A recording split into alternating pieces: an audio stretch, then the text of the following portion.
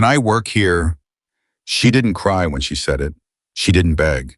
She stood in the doorway of the most dangerous garage in Red Valley, with a bruise running purple-black down her left arm, rain still dripping off her hair, and she asked that question like it was the only thing left in the world she had the right to ask. Every biker in the room went still. And Victor Raven Callahan, a man who had seen everything this world could throw at a person, felt something shift in his chest that he hadn't felt in 15 years. He just didn't know yet that the 20-year-old girl standing in his doorway was about to change every single one of their lives. If this story already has your attention, hit subscribe, hit the bell, and drop a comment telling me what city you're watching from. I want to see exactly how far this story travels. Now let's get into it.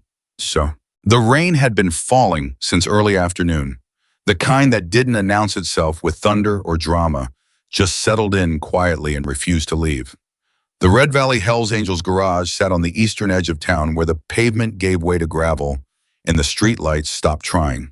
It was the kind of building that made civilians cross to the other side of the road without quite knowing why, long low. With motorcycles lined up along the front wall and a hand-painted sign above the bay doors that had faded to near illegibility over 20 years of weather. Inside, 8 men occupied the space with the ease of people who had nowhere else to be and no apologies for it.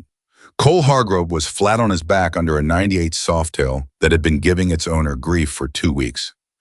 Denny Mark at the workbench sorting bolts by size with the concentration of a man doing something he found genuinely meditative.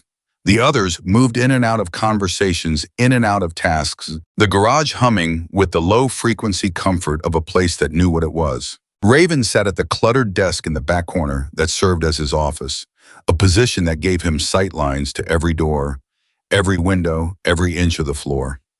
22 years of chapter leadership had made that habit as automatic as breathing. He wasn't reading the paper in front of him. He was listening to the rain and thinking about a parts supplier in Tucson who had shorted their last 3 orders and hadn't answered 2 phone calls, which meant a third conversation was coming that the supplier was not going to enjoy. That was when the side door opened. Not the main bay doors that the bikes rolled through, the side door, the one that led directly from the parking lot, and that regular customers used, the one with the broken overhead light that Denny kept forgetting to replace. It opened with the particular sound of someone who had hesitated outside for longer than they wanted to admit, and then made a decision. Every head in the room turned. She was young. That was the first thing, the thing that registered before anything else, the sheer youth of her, maybe 19 or 20, at the outside, standing in the doorway with the rain at her back and a torn backpack hanging off one shoulder. Her hair was so wet it had darkened from whatever its natural color was to something closer to brown plastered, flat against her face and neck. Her jacket was a thin denim thing that had done absolutely nothing against the weather. Her jeans were soaked through to the skin, but it was her face that made 3 of the 8 men in that garage put down what they were holding without realizing they'd done it. Not because she was beautiful, though she was, in the unfinished way of someone who hadn't slept enough in too long. It was the combination, the absolute stillness of her expression against the violent fact of the bruise on her left arm, visible even from across the room, dark purple shading to a greenish yellow at its edges, in the pattern that a man's grip makes when he closes his hand around someone's arm and doesn't care how hard he's squeezing. Old bruise, 4 or 5 days at least, still ugly. She looked at all of them, not frightened exactly, more like someone calculating distance, calculating odds, calculating the precise cost of whatever she was about to say, and deciding she had nothing left to lose. Can I work here? The question landed in the silence like something dropped from a great height. Cole came out from under the Softail so fast he bumped his forehead on the exhaust housing and didn't notice. Denny's hand stopped over the bolt tray. 2 of the others exchanged a look that communicated several things at once without using a single word. Raven stood up slowly from the desk. I was not a small man, and he had not gone soft in the years since he stopped taking every challenge that presented itself. He crossed the floor at an even pace, watching her, watching the way she tracked his approach. Not backing up, not flinching, just watching him back with those steady, calculating eyes. He stopped 6 feet from her. Close enough to talk, far enough to give her the space her body language was asking for, even if she didn't know it was asking. "Where'd you come from?" he said. "Doesn't matter where I came from." Her voice was quieter than he expected. No shake in it, though. I'm asking about where I'm going. That bruise on your arm, Raven said. He didn't gesture at it, just named it. Old news, she said. Who gave it to you? Someone who won't be giving me anything else. Behind him, he heard Cole mutter something under his breath. He ignored it. You know what kind of garage this is, Raven said. It wasn't a question. Yes. And you walked in anyway. I walked in because I've been standing outside in the rain for 20 minutes, reading your schedule board through the window, she said, and it's wrong. Your appointment system is double booked on Thursday mornings, and you've got 4 customers who haven't been called back about completed work in over a week. Your parts invoices are stacked on the desk in no order that I can identify from here, which means either you have a system I can't see or you don't have a system at all. And your bay doors need weatherproofing on the left seal. I could see the light gap from the parking lot, and that's going to cost you heat all winter. Complete silence. Raven looked at her for a long moment. Then he looked back at his desk. Then he looked at her again. How long were you out there? Denny said from the workbench. I told you, 20 minutes. She looked at Denny directly. I didn't want to come in without knowing if I had something to offer. You've been standing in the rain for 20 minutes, Cole said slowly, memorizing our schedule board. Evaluating it, she said, and there's a difference. Raven felt the thing in his chest again. That shift, that particular frequency of recognition that he'd only felt a few times in his life. The kind of feeling that said, pay attention. This matters. What's your name, he said, a pause. Fractionally too long. Haley, she said. Haley Monroe. Haley Monroe.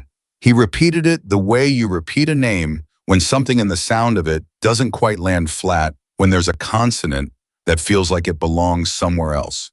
You have somewhere to stay tonight, Haley. I have my options, which from the state of her meant no. You hungry? Something crossed her face. The first crack in the composure so brief he almost missed it. Not embarrassment, worse than embarrassment. The look of someone who has gotten very, very tired of needing things. I'm fine, she said. I didn't ask if you were fine. I asked if you were hungry. She looked at him, a long, measuring look. Yes. Raven turned to the room. Somebody call Marta's and get a real order, not those little appetizer things. He turned back to Haley. You can sit. You can eat. Tonight you sleep in the back room. There's a cot. It's not fancy, but it's dry. Tomorrow morning you prove to me you meant what you just said about the schedule and the invoice, and if you did, we'll talk about what working here looks like. She stared at him. You don't know me. No, Raven said, I don't. You're not going to ask me anything else. You'll tell me what I need to know when you decide I need to know it. He looked at the bruise one more time deliberately so she knew he hadn't forgotten it. And if whoever put that on your arm shows up here, they'll have a conversation with us before they have one with you.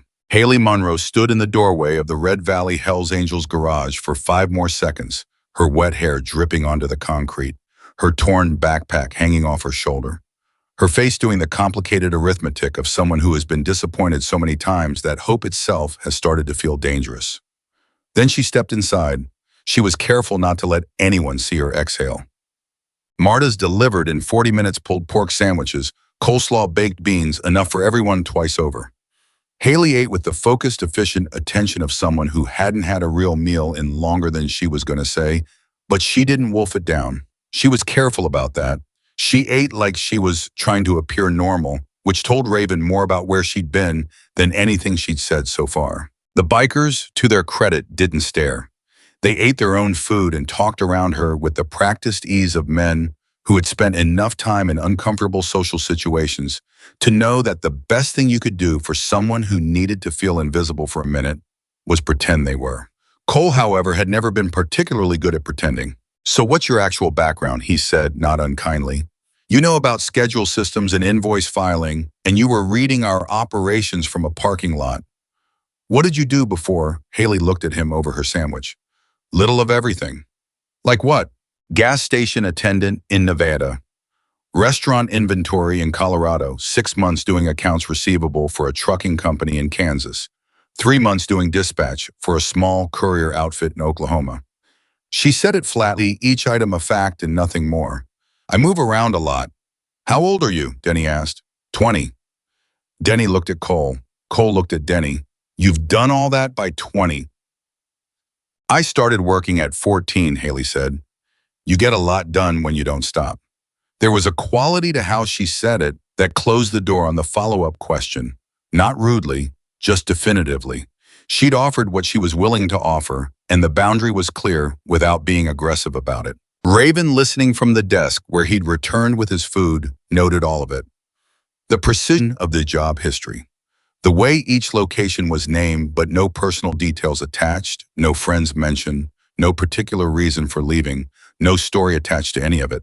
A list of place and skills with every human connection scrubbed out. That was the profile of someone running from something. Not petty trouble, not a bad breakup or a dead-end town. Something with enough gravity that she'd learned to carry herself like a person who left no trail. He didn't say any of this. After dinner, Cole showed her the back room. It was basically a storage space that had evolved over the years into something that could technically be slept in a cot against one wall, a single lamp, a narrow closet where extra uniforms hung, a bathroom with a shower that produced adequate, hot water if you didn't rush it. It had housed over the years 3 different members going through transitions they didn't want to talk about. And it had the atmosphere of a place that understood it was temporary for everyone who used it. "Shower's yours," Cole said. "Soap's under the sink. We got extra towels in the closet, help yourself. Lock works from the inside." He paused. "Keys on the hook, so you've got it. Nobody comes in here without knocking, and you saying so." Haley looked at the lock, then at Cole, then at the lock again. "Why are you doing this?" she said. Cole tilted his head slightly, the way he did when a question surprised him. "Doing what?" "This, the food, the room, the key." She looked at him directly. "Men don't do things for free. I've learned that." Cole was quiet for a moment. He had a daughter, 23 now, living in Portland, someone he talked to every Sunday without fail. He wasn't going to say that. It wasn't the right moment, and it wasn't the right reason to say it. "Raven told you how it is," he said. "You sleep. Tomorrow you show us what you said you could do. Everything else comes after that. Nobody's asking for anything from you tonight, except to let yourself be somewhere warm." Haley looked at him for a long time. He didn't look away, didn't get uncomfortable, just waited. "Okay," she finally said. Cole nodded, knocked once on the door frame, and pulled the door shut behind him. She was awake before 5. She lay on the cot for 20 minutes listening to the building settle, cataloging the sounds. The HVAC cycling on and off, the particular frequency of traffic on the road out front, the occasional creak of the structure in the wind. She was doing what she always did in new places, mapping the space by sound, making herself a floor plan. She could navigate in the dark if she had to. Old habit, survival habit, the kind you developed when you'd had enough nights where knowing the exits mattered. At 5:20, she got up, got dressed, and went out into the main garage. The parts inventory was the first thing she addressed because it was the most immediately dysfunctional thing she'd observed. The system, and she used the term generously, appeared to involve a combination of handwritten tags, a spreadsheet last updated in what appeared to be 2021, and a physical arrangement of bins that followed no logic she could immediately identify. Parts were sorted roughly by type, but within each type there was no alphabetization, no size progression, no numeric ordering of any kind. Finding a specific part would require either intimate familiarity with the idiosyncratic layout or a full search of the relevant section. She started with the handwritten inventory log. By 6:15, she had cross-referenced the log against the physical bins for the fastener section and found 11 discrepancies, items listed as in stock that weren't there, items in the bins that weren't logged. She didn't fix anything yet. She made a list. By 7, she had identified the logic, or rather the absence of it, in the filing system for customer service records. Jobs were filed by completion date, which meant that looking up any specific customer required knowing approximately when they'd last brought a bike, in which was information you only had if you already knew the answer. She started a secondary index by customer name. By 8:15, she had the coffee going. The customer callback list organized by priority, longest wait first, and had drafted a template for the appointment scheduling that would prevent the Thursday double booking issue by requiring confirmed time slots rather than the current system of penciled-in approximations. She was deep in the invoice organization when she heard the back door. Holy. Cole stopped in the doorway. He looked at the desk. He looked at the reorganized bin wall. He looked at the list she'd posted on the whiteboard. He said very quietly, "You've been up all night." Since 5:20, she said, not looking up from the invoices. He stopped. Why, because you said prove it. She did look up then, so I proved it. Cole stood in the doorway of the garage for a moment longer, then walked to the coffee, poured himself a cup, and pulled up a stool near the desk. He looked at what she'd done with the slow, careful attention of someone who actually understood what they were looking at. This callback list, he said, how'd you prioritize it? Weight, time, dollar value of completed work, and a note I found in 3 of the files where the customer had mentioned a hard deadline on when they needed the bike back. Those are the top 3 regardless of wait time. Cole nodded slowly. The Johnson files first. Motorcycle's been done for 11 days. Invoice shows he needs it for a work commute. We've been meaning to call him back. Things got busy, she said. I know, that's what the system is for. So things don't fall through when you're busy. Cole looked at her. Can you actually explain the invoice cross-referencing to Raven? He's the one who will need to sign off on changing the system. Yes. You want more coffee? She looked at her mug. Yes. That was the moment, not the reorganized bins or the callback list or the scheduling template. That was the moment Cole Hargrove decided that whatever was going on with this girl, whatever she was running from, whatever she wasn't saying, she had earned a real conversation. She had shown up in the rain with nothing, and she had worked through the night to make herself useful because she'd been asked to prove something, and she took that seriously. He had respect for that. It was a specific kind of respect that had nothing to do with pity. When Raven arrived at 8:35, Cole was already on his second cup of coffee, and Haley was walking him through the invoice system with the focus of someone who had thought carefully about how to explain a complex thing clearly. Raven stood in the doorway of the garage and took it in. Not just the visible changes, though those were obvious, the reorganized wall, the whiteboard, the neat stacks on the desk, but Haley herself, the way she moved through the space, the way she spoke to Cole, the way she'd already in less than 24 hours started to navigate the geography of the room like she understood it. He walked in without announcing himself. She heard him anyway. She looked up, made brief eye contact, then looked back at Cole to finish the sentence she was in the middle of. That was good. That was someone who understood that you finished what you started before you redirected your attention. When she was done with Cole, she turned to Raven. I made a list of questions, she said. Things I didn't want to change without knowing your reasoning first. Show me. She handed him a notebook page. 12 items numbered each one, a specific question about a specific operational choice, the reason for the current appointment slot length, whether the parts supplier arrangement was contract-based or informal, the status of 3 particular invoices that appeared to be in dispute. Raven read it twice. He looked up. You did all this since 5 in the morning, he said. 5:20. Haley, he looked at her steadily. What are you running from? The air in the room changed. Cole became still. Haley held Raven's gaze for a full 3 seconds longer than most people managed, and then something shifted in her expression. Not crumbling, just settling, like a wall that doesn't fall but acknowledges the weight being pressed against it. Something I can't outrun by myself, she said, not forever. Is it going to come here? She hesitated. That was the tell, not the hesitation itself, the quality of it. She knew the answer. She just didn't know what answering would cost her. Eventually, she said quietly, maybe. Raven nodded once. Then we'll deal with it when it gets here. He set the notebook page on the desk. Starting Monday, you're on the books. Administrative assistant, 15 an hour to start. We review it in 30 days. You eat with us. You use the back room until you can find something permanent. Cole will start teaching you the mechanical side of things if you want it, not because you have to, but because knowing the machines makes the paperwork make more sense. He looked at her. You got any problems with any of that?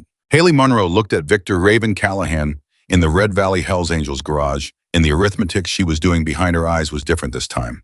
Not calculating odds, not measuring exits, something else entirely. No, she said, no problems. Good. He picked up the list of 12 questions. Let's go through these. By the end of the first week, Haley had rebuilt the invoice filing from the ground up. By the end of the second, she trained Denny in the new callback system and negotiated a better response arrangement with 2 of the parts suppliers by simply pointing out calmly and with documentation that they had been inconsistent in their delivery times. By the end of the third week, she was sitting in on morning planning meetings as a matter of course, and nobody had formally invited her. She just started showing up and contributing, and it had become natural. She was good at that, making herself necessary without making herself loud about it. The bikers, for their part, adapted to her presence with varying speeds. Denny took to her quickly. He was methodical by nature and recognized methodology when he saw it. Cole had already made his decision in the doorway that first morning. Priest, the chapter's oldest member at 64, watched her for 10 days before he said a direct word to her, and then he said, "You remind me of my youngest. She has the same look. Like she's always doing three things in her head at wow." It was the most personal thing Priest had said to anyone outside the club in recent memory. The harder adjustments came from the members who had been around long enough to be protective, by default specifically Mac and Holloway, who were not unfriendly but were careful and whose caution manifested as a particular kind of watching that Haley felt on her without acknowledging. She understood it. She didn't take it personally. She just kept showing up and doing the work and letting the quality of that work answer the questions they weren't asking directly. Cole started her on bikes in the third week, not with a tutorial, not with a demonstration. He just slid a manual across the workbench one morning and said, "Read chapter 4. When you're done, I'll show you what it looks like in real life." It was the best way to teach someone who already learned fast because the reading gave her the framework and the physical demonstration gave her the concrete, and she connected them herself without needing anyone to explain how. She had small hands, which Cole said was an advantage in certain configurations. She had patience, which was an advantage in everything. She had the ability to hold a mental image of a complex assembly while working on individual components, which was rarer than most people thought, and which Cole noticed immediately. "You've done mechanical work before," he said one afternoon, watching her work through a carburetor issue on a customer bike. "Some," she said. "Where?" She considered. "Nevada, gas station. The owner taught me basic engine maintenance because he couldn't always afford a mechanic, and I was there." "How long were you there?" 8 months. "You were what, 17, 16 when I started?" Cole was quiet for a moment. "Where were your parents?" The pause this time was different, not calculating, just tired. "My mother died when I was 15, she said. "My father," she stopped, "started again differently. I had a stepfather. I left when I turned 16. Cole didn't push. He looked at the bruise, long faded now, but still somewhere in his memory. He looked back at the carburetor. "All right," he said, "the float chamber." And they went back to work. The stranger arrived on a Thursday. He came in through the front bay doors at 11 in the morning, which was unusual. Most customers came through the side entrance, and the bay doors were typically reserved for bikes being brought in on trailers or members with specific access. He was maybe 40 forgettable features, the kind of clothes that were trying to be casual and landing just slightly off, like someone who'd been told what regular people wore and had assembled it from a description. He asked for the manager.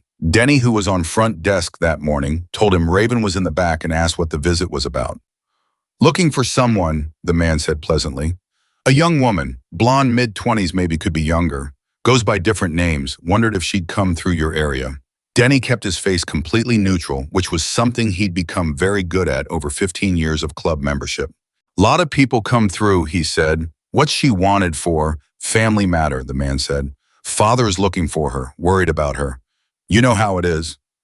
"Not really my business," Denny said. "Can I get a name and number in case something comes to mind?"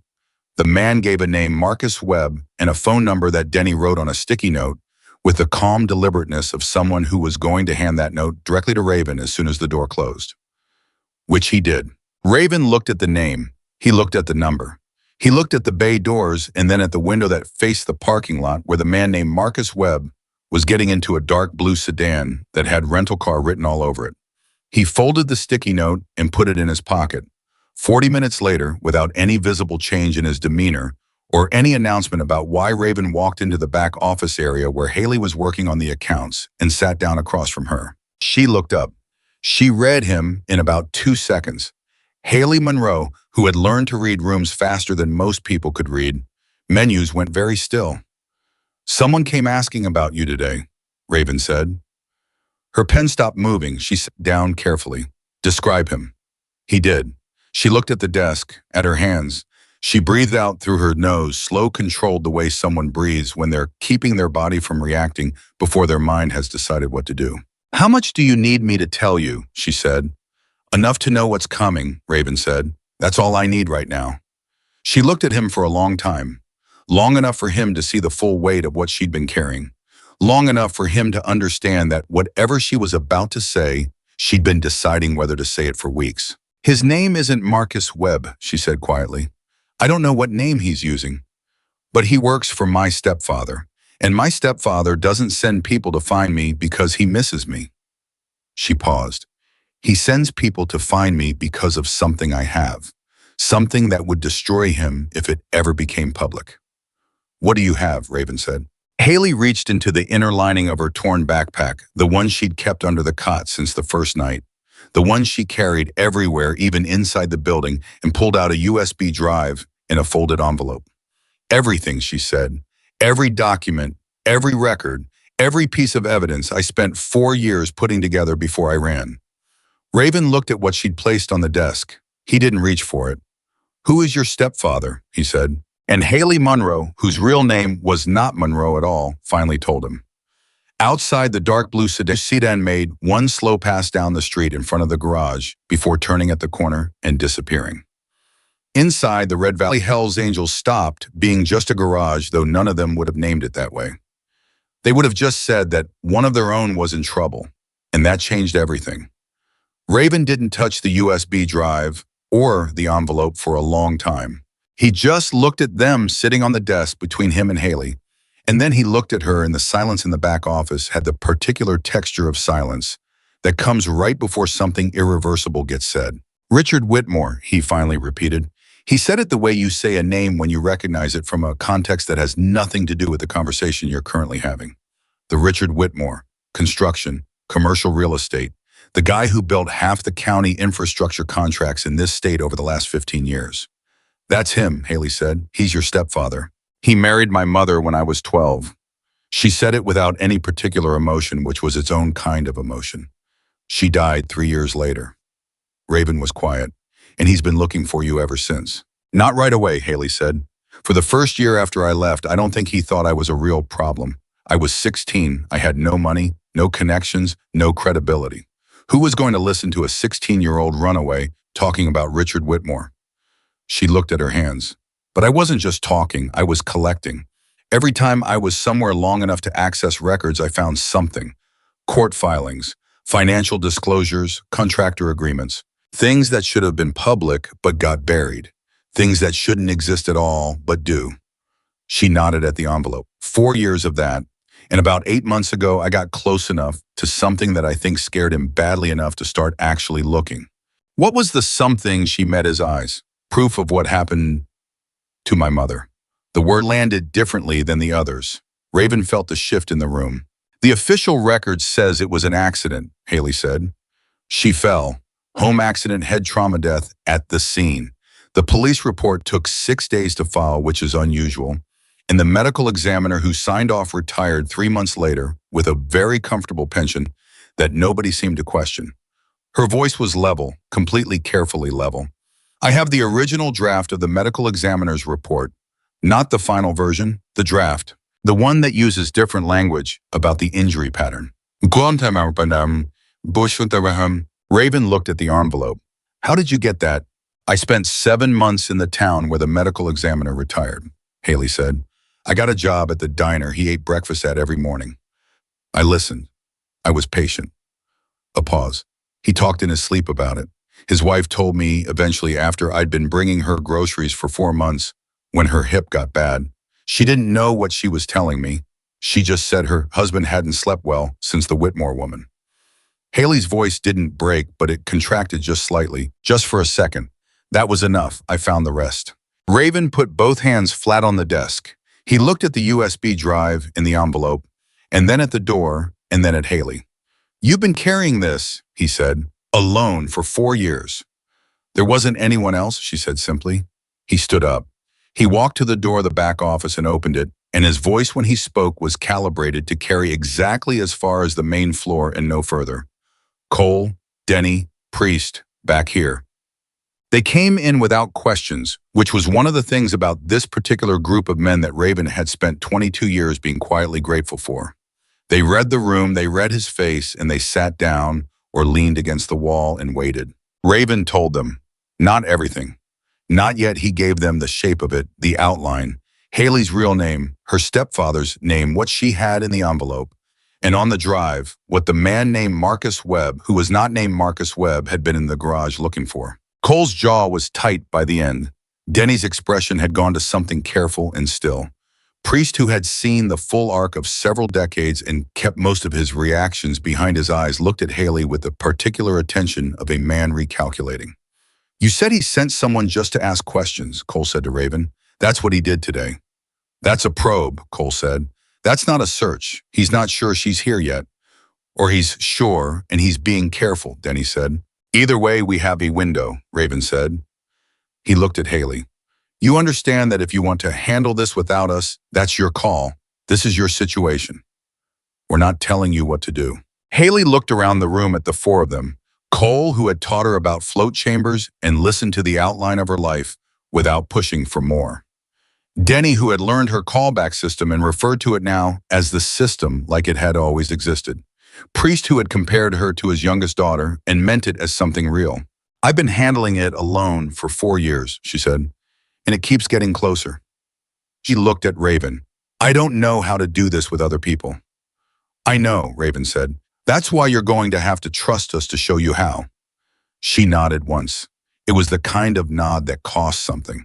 Then what do we do first, Cole said. First, Raven said, we make copies of everything, multiple copies, different locations. Whatever's on that drive and in that envelope doesn't exist in only one place anymore as of today. He looked at Priest. You still have the contact in Sacramento, the lawyer. Helena Marsh, Priest said. She's private practice now, criminal and civil. Good. Call her, not on the shop phone. Tell her we need a consultation. It's complex and time may be a factor. Priest was already reaching for his phone. Denny, Raven looked at him. I need to know everything findable about Marcus Webb in this county in the last 72 hours. Hotels, credit cards, anything public. And I need to know who Richard Whitmore's regular legal representation is. I'll start now, Denny said. Cole looked at Haley. You okay? It was such a direct, simple question that it seemed to catch her off guard. She blinked. She thought about it with the same care she applied to everything else, like she wasn't willing to answer it without being sure it was true. I don't know yet, she said honestly. Ask me again in an hour. Cole almost smiled. Fair enough. Sorry. The copies took 2 hours and involved Priest driving to 3 separate locations with sealed envelopes and a thoroughness that made Haley realize quietly that this wasn't the first time this group of men had needed to protect something important. They had a protocol, not written down anywhere, not formalized, but they moved through it with the ease of people who had learned hard lessons and internalized them completely. Helena Marsh called back within 40 minutes of Priest's message. She and Raven talked for 22 minutes. Haley sat at the workbench in the garage. While this happened, not because she'd been asked to wait there, but because she needed something to do with her hands. And Cole, understanding this without being told, had positioned a partially disassembled carburetor in front of her and said nothing about it. She worked through it methodically the way he'd taught her. And when Raven came back from the phone call, she had it fully reassembled without having thought consciously about it once. Helena wants to see the originals, Raven said, sitting down on the stool across from her. In person. She says if the documents are what you're describing, this is not a civil matter, it's potentially criminal, and she needs to assess the viability before anything else moves forward. She can be here Friday. Friday is 3 days, Haley said. Yes. Webb was here today. I know. If he establishes that I'm here 3 days, could be I know, Raven said again more firmly, which is why for the next 3 days, you don't go anywhere alone and you don't go anywhere that isn't this building or a place one of us is with you. Not because you can't handle yourself, because there's no reason to give them an easy opportunity. Haley looked at him. You're not scared of them. I didn't say that. Raven was quiet for a moment. I said I know how to be careful in a way that doesn't look like fear. There's a difference. Whitmore has connections, Haley said. Political connections, legal connections. He's donated to half the county officials in 3 states. He's not going to... I know who he is, Raven said. I looked him up while Priest was making the copies. He set his phone on the bench. But here's the thing, Haley.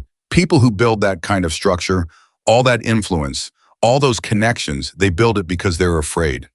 Afraid of being found out. Afraid of losing what they took. The whole structure exists because there's something underneath it that can't survive being seen. He nodded at the carburetor she'd reassembled. You have the thing underneath. You've had it for 4 years. That's why he's looking. Not because he's powerful, because he's scared. Haley stared at the carburetor. My mother, she said. Then she stopped. Then she started again. She used to say that fear makes people do terrible things. She said it about her first husband, my biological father, who I never met. She thought she'd learned how to recognize it. A pause. She didn't recognize it in Richard until it was too late. Cole, who had stayed at the bench and was pretending to sort parts, was not sorting parts. I was listening with the full weight of his attention, and what he was thinking he kept to himself. She was right, though, Haley said. Fear does make people do terrible things. She picked up the reassembled carburetor, turned it over in her hands, set it down. But it also makes them make mistakes. Richard has been looking for me for 8 months in a serious way, and he still doesn't have me. That's a mistake. He should have found me faster. She looked at Raven. He's using people who are good at finding but not good at thinking. Webb was visible. The way he asked questions was visible. A professional would have come in with a different cover. Raven looked at her with something new in his expression. Not surprise exactly, more like confirmation of something he'd already suspected. You've been thinking about this for a while, he said. I've been thinking about it for 4 years, she said. It's the only way I kept moving. Webb came back the next morning. Not to the garage this time. He parked down the street and watched the building for 2 hours. Denny clocked him at 7:43 from the side window, noted the time, noted the plate, same rental, consistent with someone who hadn't thought to change vehicles, which told Cole something about the quality of intelligence they were dealing with, and told Raven without any visible urgency. Raven thought about it for about 90 seconds. Then he told Cole to invite Webb in for coffee. Cole looked at him with the specific expression of a man processing an instruction that surprised him. You want me to go out, walk over, knock on the window, be friendly. Tell him we noticed him sitting out there, and it's cold, and if he wants to come in for coffee, he's welcome to. Raven's voice was perfectly even. He's doing surveillance. The last thing he expects is to be seen and invited in. It'll throw him completely off his script. And if he comes in, then we'll have a conversation. Cole walked out. Denny watched from the window. Haley, who had been told to stay in the back and had lasted 4 minutes before positioning herself where she could see the front without being visible from the street, watched Cole approach the sedan, knock on the driver's window, say something, and see the window roll down. The conversation at the car window lasted 90 seconds. Cole walked back in. He looked at Raven. He's coming in, Cole said with the tone of a man who hadn't entirely expected that outcome. Webb came in 30 seconds later, and up close, he looked different than Denny's description had suggested, younger.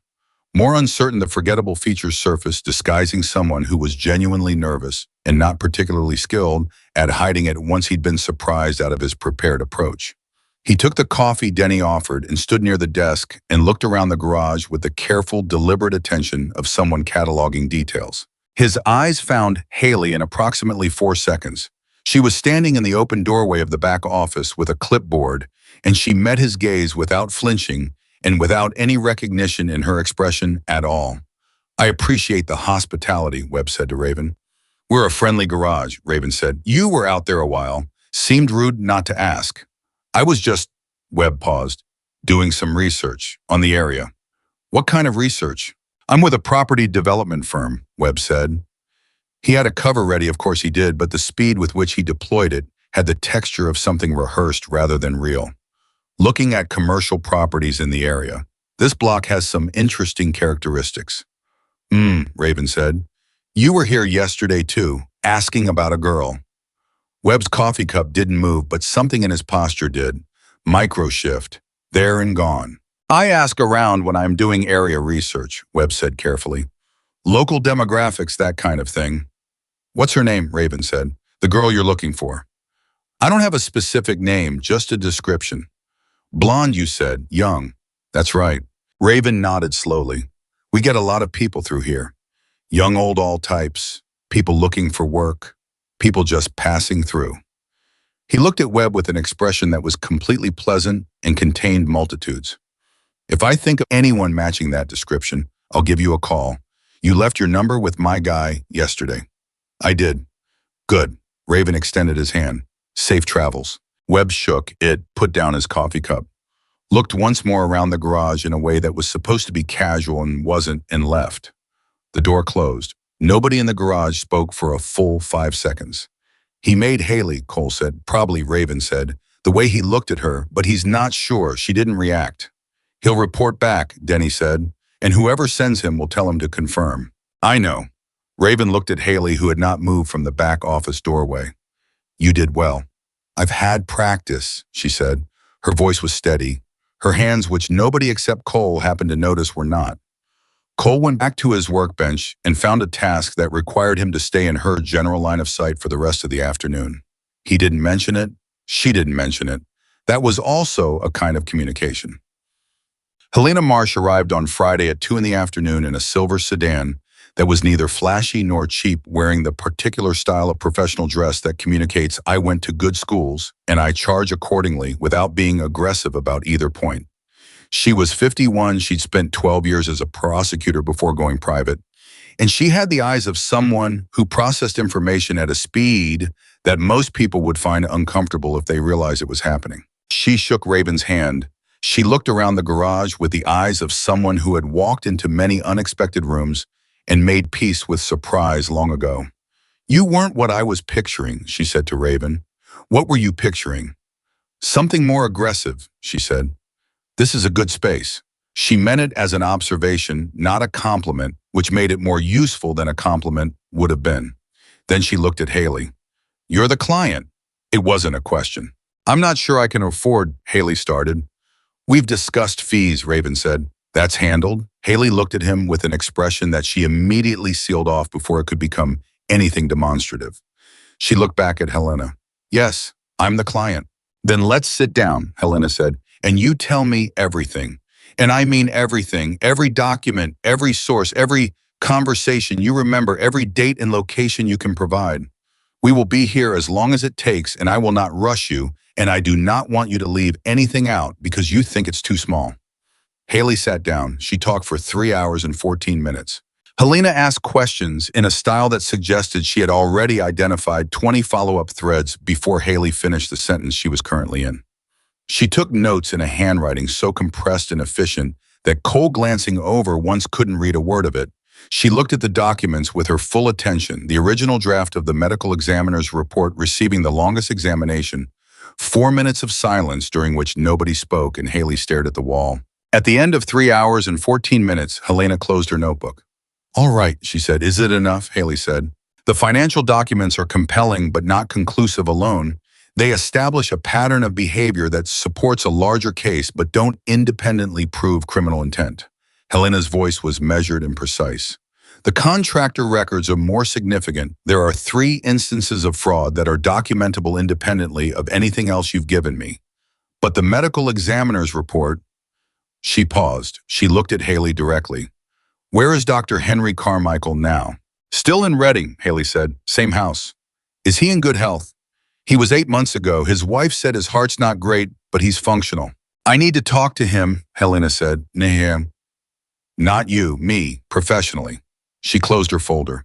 The draft report establishes that the initial assessment of your mother's death was materially different from what was officially filed. That is not nothing. That is potentially significant. But it needs a witness who can speak to why the report changed, and the only person who can do that is the man who wrote both versions. He's scared, Haley said. Most witnesses with information about powerful men are scared, Helena said. That's not an insurmountable problem. It's a problem I've been solving for 23 years. Haley looked at her. Why would you take this? Whitmore has resources. He has lawyers on retainer who will make your life difficult. Helena looked back at her with the calm of someone who has already done the calculation and found it satisfactory. Because the draft report is real, the financial fraud is documentable, and Richard Whitmore has been operating in the space between his public reputation and his private conduct for long enough that there are other people who know things. She paused. Cases like this don't get built from one document. They get built from weight. You've been gathering weight for 4 years. Now we need to put it on a scale he can't tip. The garage was very quiet. Haley sat with her hands flat on the table, palms down, in the posture of someone who has been carrying something for a very long time and has just been told they can set it down for a moment and isn't quite sure yet that it's safe to. He'll try to find out who you are, Haley said to Helena. When he realizes she's found legal representation, he can try, Helena said pleasantly. I've had my license for 19 years and I've never lost it. Let him look. Cole made another pot of coffee. Nobody asked him to. He just did it, and he brought cups to the table without a word, and Haley looked at him when he set hers down with an expression that said something she didn't have words for yet. Cole nodded once and went back to his bench. That was the afternoon. The Hells Angels garage became something else entirely. Not a garage with a girl in the back office, but the operational center of something that had been 4 years in the making and was now finally moving toward its conclusion. Webb disappeared after Friday. Not fled, exactly, checked out of the hotel he'd been staying at in the next town that much. Denny confirmed through his network of casual information, and the rental plate didn't reappear on any street within 30 miles as far as their collective observation could establish. Which meant one of two things: Whitmore had pulled him back to regroup, or Whitmore had decided that the probe had accomplished its purpose and the next move required different tools. Neither option was good. Raven called a full chapter meeting on Saturday morning. He told the assembled room 9 men plus Haley, who stood at the back without being asked to leave and was not asked to leave, the full scope of what was happening. The room was quiet for the duration of his explanation. When he finished, the quiet lasted a few more seconds. Then Mac, who had been the most watchful and the least verbal in his assessment of Haley since her arrival, said, "So we have a 20-year-old girl who has been running from a man who may have killed her mother, has documentation to prove it, and now he knows she's here." "That's the situation," Raven said. "And we're not going to pretend we don't know any of this," Mac said. It wasn't a question. He was clarifying what they'd already decided, or rather clarifying what Raven had already decided and that he was aligning with. "No," Raven said, "we're not." Mac nodded. "Then we treat it like we treat any situation where one of our own is exposed. We close ranks. We watch the perimeter. We support the legal process." He looked at Haley in the back of the room. "This is what we do." Haley looked at Mac. Mac looked at Haley. There was no warmth in it, exactly. Mac was not a warm man by architecture, but there was something. Recognition. A soldier acknowledging another soldier. Holloway beside him said nothing. He just crossed his arms and nodded. That was all. That night, Haley sat in the back room on the cot that had become her cot in the building that had become, by a process she still didn't quite have language for, something that felt alarmingly close to home. She had the USB drive in her hand, turning it over and over between her fingers. The way you hold a thing you've carried so long, it's worn the shape of your palm into it. She thought about her mother. She thought about a woman who had believed in people when she probably shouldn't have, and who had been right to believe in them right up until the one time it cost her everything. She thought about whether believing in people was a thing that could be inherited, and whether she was doing it now, and whether it was going to cost her the same way. Then she thought about Cole showing her the float chamber. Priest comparing her to his youngest. Raven sitting across from her in the back office and asking nothing except enough to know what's coming. She thought about Helena Marsh's voice when she said, "Let him look." She put the USB drive on the shelf above the cot where she could see it. She lay back. She closed her eyes. For the first time in 4 years, she fell asleep without planning her exit route first. She didn't notice until morning. She noticed it on a Monday morning, 12 days after Helena Marsh had driven away with copies of every document Haley had carried for 4 years. She noticed it because she was the one who opened the mail. That was her job now. Part of her job.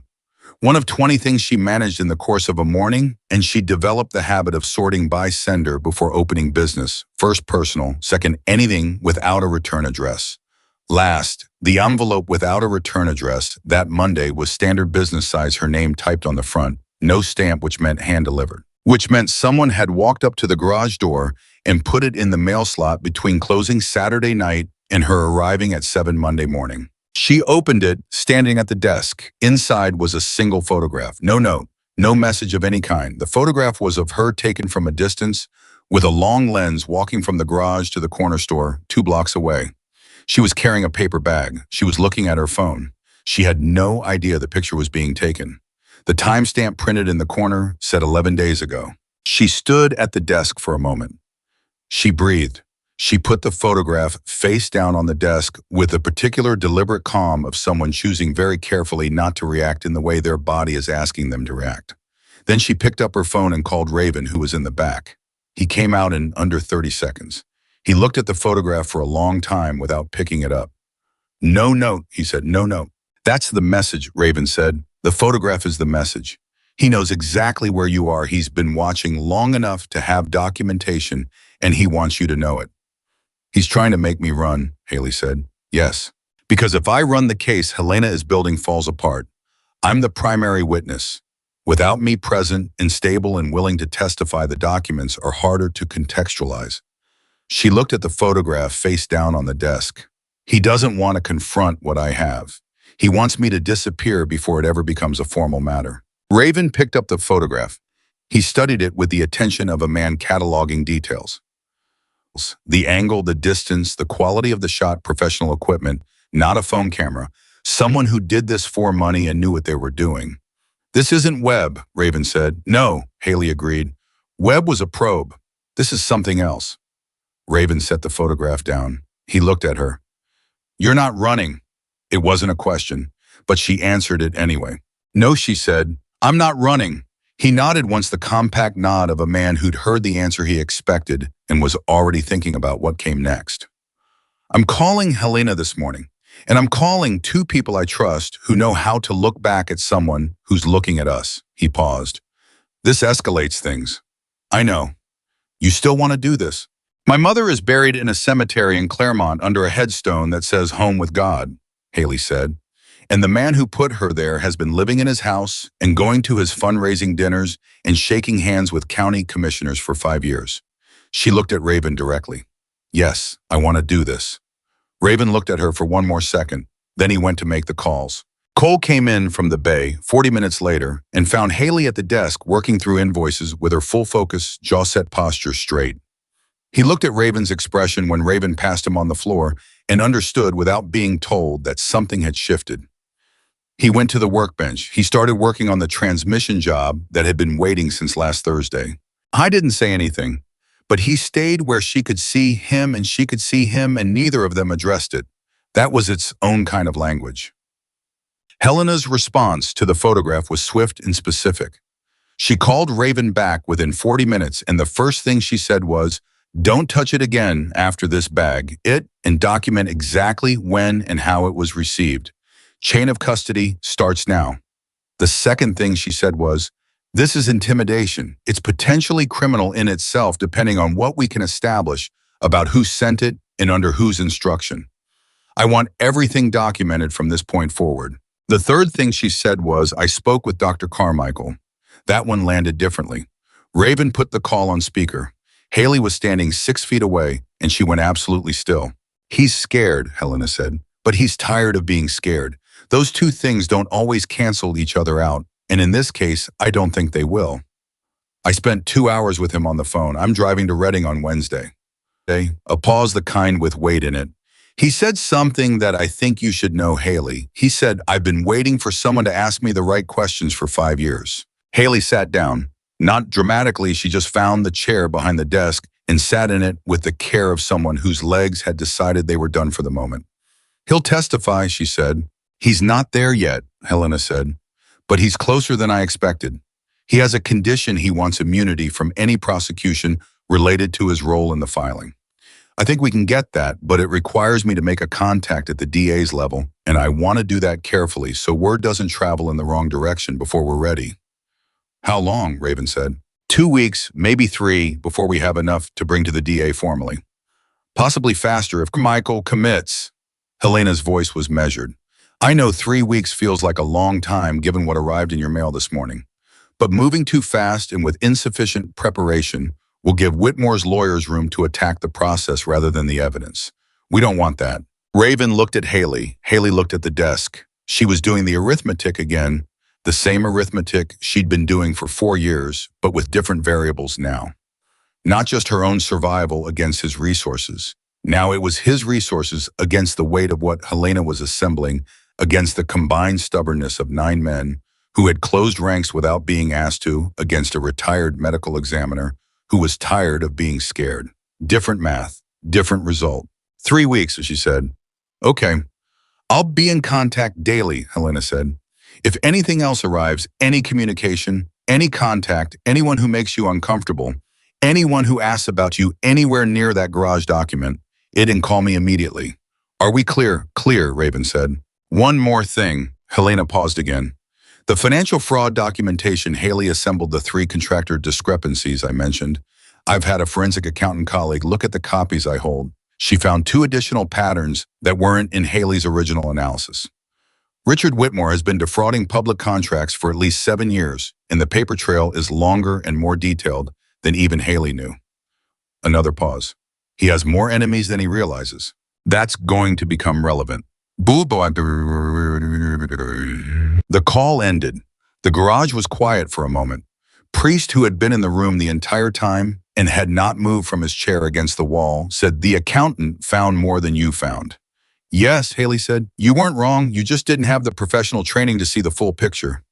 "No," she said. Priest nodded slowly. "Then it's bigger than we thought." "Yes," she said again. Priest looked at Raven. Raven looked at the door. Something passed between them that was not words and did not need to be. The next 10 days moved with a strange dual quality of time that is both too slow and too fast depending on which part of the situation you were measuring. The invoice work continued.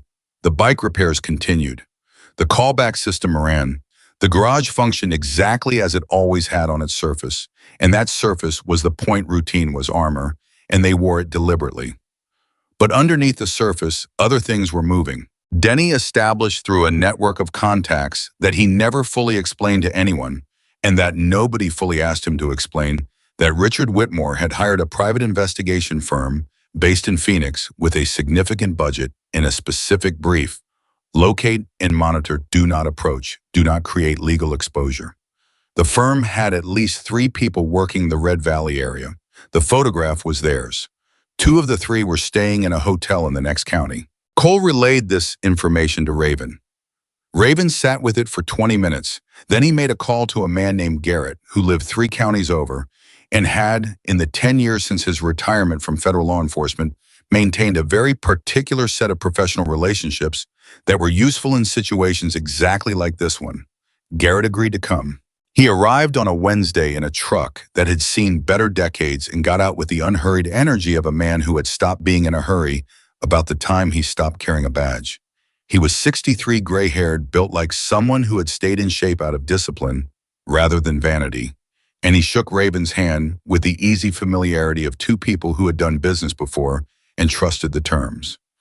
He sat down with Haley for an hour. He asked questions that were different from Helena's questions, less about the documents and more about the people. What did she know about Whitmore's business partners? Who had she observed at the house during her years living there? Were there employees who had seemed uncomfortable? Contractors who'd been paid in cash for work she couldn't identify? Names, dates, anything that didn't fit neatly. Haley had a very good memory. She'd always had a very good memory, and she'd trained it further in the years since she left, because memory was the kind of asset that didn't take up space in a backpack. She answered every question. At the end of the hour, Garrett looked at Raven. Her stepfather has 2 pending federal contract bids that would both be affected by a fraud investigation. There are people at the federal contracting level who would be very interested in what she has independent of the state-level criminal matter. He paused.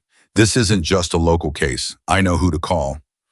Haley looked at him. The federal angle would take longer. State moves faster, federal moves with more weight, Garrett said. Ideally, you want both moving simultaneously. He can manage one legal front with his resources.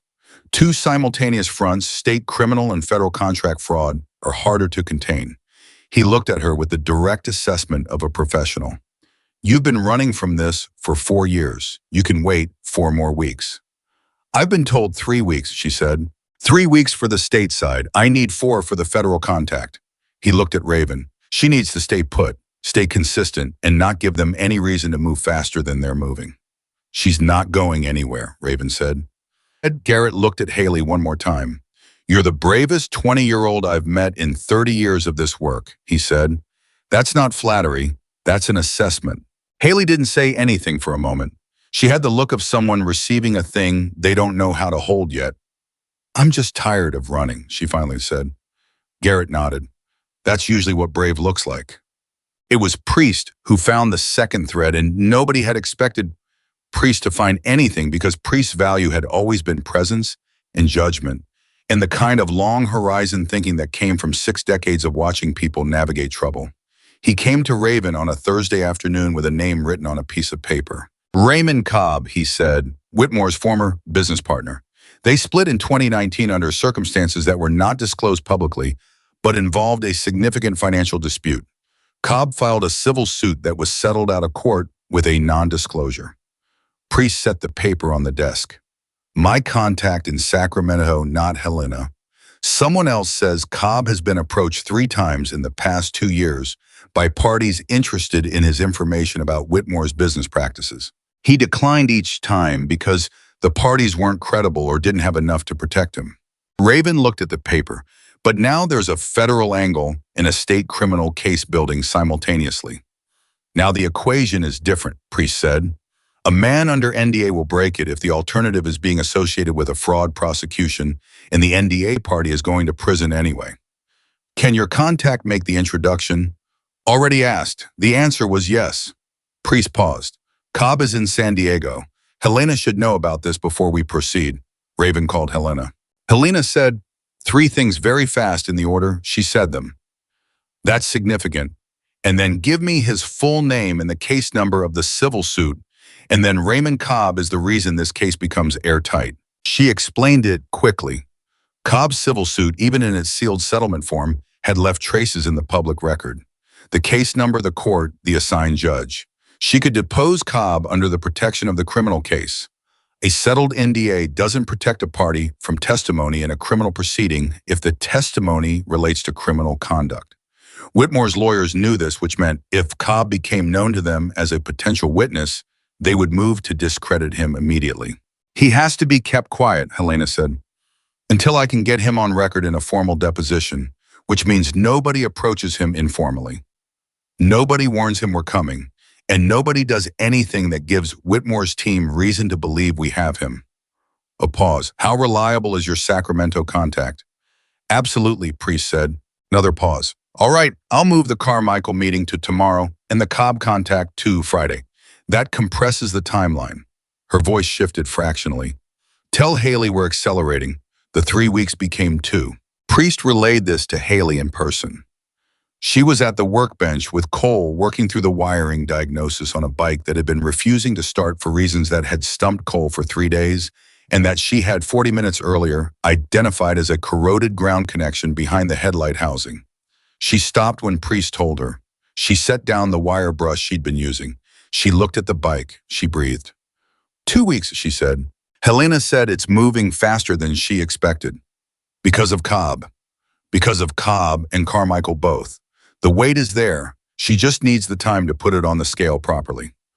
Cole was watching her. He'd been watching her the way he watched anything he was responsible for, and couldn't directly control steadily without crowding it. "You're still not running," he said, not a question. A statement that was also in its own way a question. She looked at the corroded ground connection she'd found behind the headlight housing. Something that had been invisible, causing everything to fail, found by someone who knew where to look. "No," she said, "I'm not running." She picked up the wire brush and went back to work. Siam. The call came on a Saturday. Not Helena, not Garrett. It was a number Denny didn't recognize, and he answered it the way he answered numbers he didn't recognize, which was with a neutral single word and a pencil already in his hand. The man on the other end identified himself as an attorney.